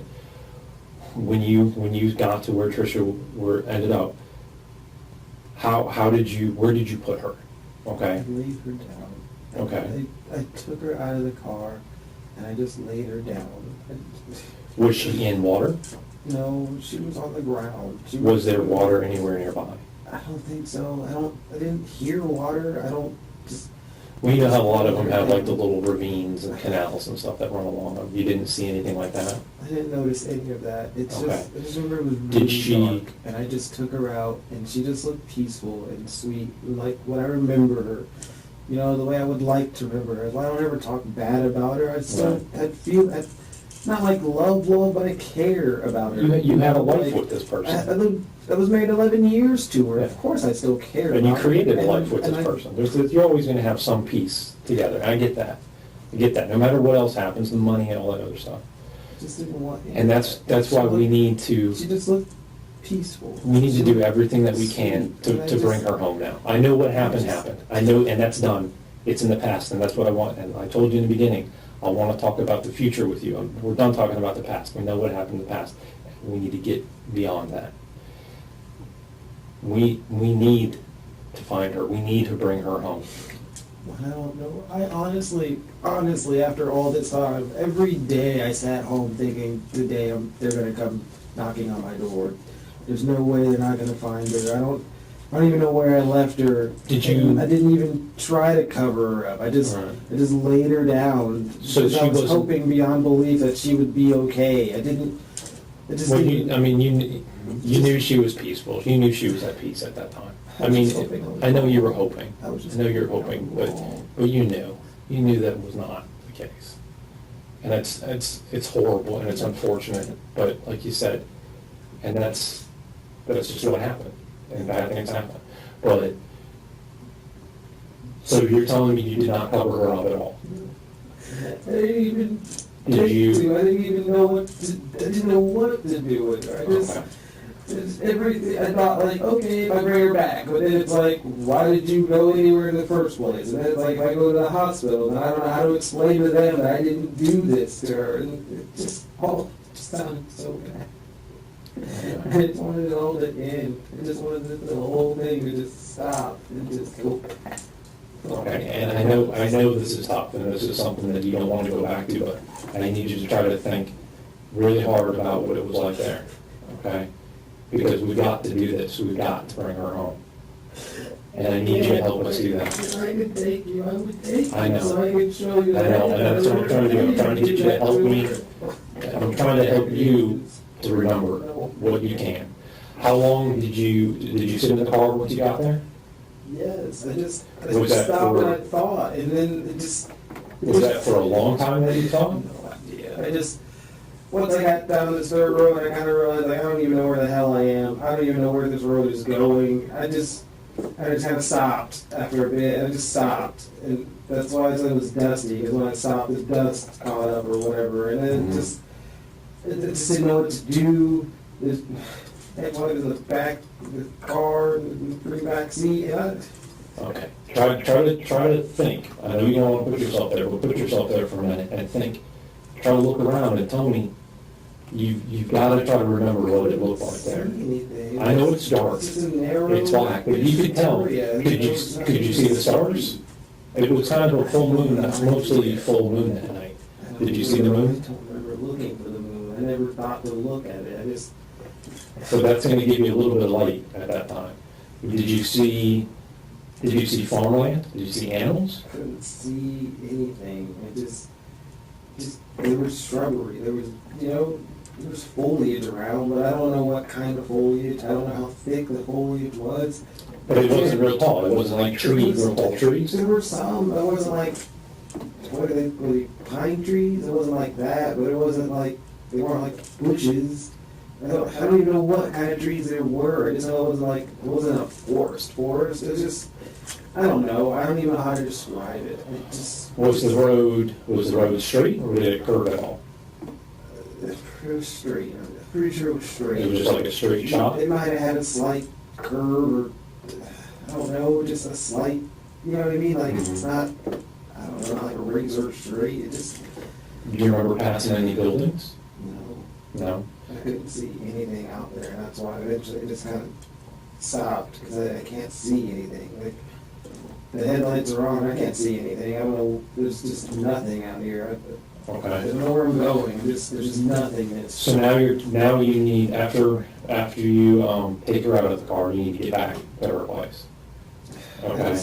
I needed to get back. I didn't even really know where I was going to go at that point. I just So didn't try know to- where the heck I was. And I just went back to the road. I just turned around and I went back the direction I came. Okay. And then after Now I think about that. just Was the that, road. was that, so you just drove down that one dusty I road, just drove back. and then you hit the main road? And then I hit the main road and I figured I Was that turning Bridge, that left. was probably Bridge Road again? No, I just figured I would turn left because left made sense. Mm-hmm. And so I just drove, and even then, I don't know where, none of that stuff out there made sense. I couldn't see anything. I just rode, you know, just rode, hard road. And then eventually, I knew where I was at because I was back at the main intersection, and like, this makes sense. I know where I am because I've seen that main intersection. So from where she was, you turned left and went straight and eventually came back to the Bridge It was a Road hard and road, so Federal I just Highway. turned left because if it's a hard road, I figured maybe this is back the way I came. Left made sense. I just turned left and I drove. And none of it looked familiar. None of it. I didn't see any signs even. I just drove left because I don't know. Just I figured left would be back. How long do you think you drove? I know you don't know exactly the time, but was it, you can remember It's minutes, just a while. 10 minutes, 15 minutes, half an hour? You didn't have that much gas, so I don't think you drove an hour each way, did you? I don't think so. I don't know how long it was. But it was a while. I just remember going left and I'm on a hard road, so I'll just follow it to see where it goes. When you came- I realize where I am, and I did. And so I was like, well, I'm back in town, and then I didn't know what to do, so I just took it back to her house. Do you remember going under the highway? I go over that. I don't know, there's a bridge over it. At Bridge Road, there's the, I'm pretty sure it's under, everybody sits under that bridge. But yeah, that's, I thought it was there's, over. do you remember? I thought it was over. But that's 95. Do you remember passing 95? I remember going over a bridge. I don't remember under a bridge. There was an over, but I don't remember there being under. And I don't You remember going over a bridge though? We were over, yes. I think there's a railroad bridge that you go over. I just drove. Just wanted to end the night. I just wanted the whole night to stop. How far past that bridge that you went over, do you remember? Did you go a long ways past that? And the whole night felt like an eternity, honestly. But you drove for a while? Yeah, I mean, just try to remember as best you can. Did you drove for a while after you went over that bridge? Yeah, I don't know how far. It just felt far. I don't. The worst distance. Oh my gosh, it was a terrible day. Okay. Just- Is there anything else you can remember about where you were at when you left her? Anything else around? Anything that you can remember to try to help us find her? I didn't see anything. I just turned around and yeah, the road wasn't super wide. So I did, the 3-point turn or whatever. But I didn't pay attention to anything when I was there. I just wanted to get back, wherever back was. I just wanted to get back, and I wanted the night to just be over. I just wanted everything to just be done. I don't know. Okay. I'm gonna do my best, okay? But you know there's a lot of people that love Trisha too, okay? And I know you That's why I didn't, would never come down. I know and you do some didn't- craziness like that. and I know you didn't want to, I know you didn't want to take her from them. I know that wasn't your No, I would intention. never do that. And my But- mother needs her mother. But the thing is that's a result of the last family, all her friends at church. There's a whole community, okay? I'd like to give you the opportunity now to write an apology and try to get that off of yourself. An apology letter. After everything, the lies, the changed stories, the 2 hours nobody can account for. This is where it ends, not with her location. not with the truth in full, with a piece of paper and a man being asked gently to say he's sorry for something he still won't fully name. No idea what I would say. The truth. The truth, because the truth is what? That you didn't mean for this to happen, but it did. And that are you sorry? Are you sorry that it happened? Of course Well, I of course am. you are. Holy crap! I wish I could have found another way to de-escalate it, but she just wouldn't let it go. She just kept pushing the issue about money, and And I know the only that thing is I don't have any money anyway. Like, just wait till the first. I'll fix it. You know, just I don't know why it's such a big deal with I you. know. It didn't even make sense. And this is going to be a lot of weight, and has been a lot of weight. I mean, you carried a lot of this for so long now, for weeks, and that's more than anybody can really take. And I can tell you that getting this off your chest and writing an apology to these people saying you're sorry that it happened this way, you did not mean for it to happen this way, and although it did happen, that you're truly sorry, I think that's going to help lift a lot of weight. Is that something that you'd like to do? I don't feel like sorry means anything It- to anybody. you'd be surprised. What's the point of a sorry? You'd be surprised. People want to know that. Of course, I'm freaking sorry. I didn't. I'll get you, I'm going to step out for now, I'll get you some paper, okay? And you can think about it if you want to do that real quick, okay? I'll be right back.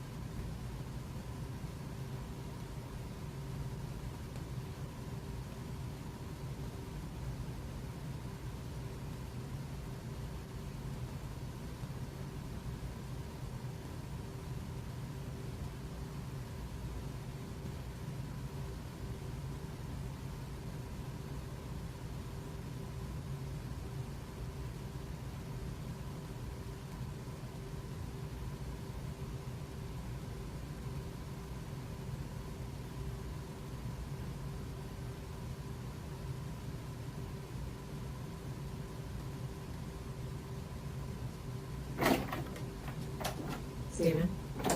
Yes, Ed Galante, would you like to speak to him? yes, please. Okay.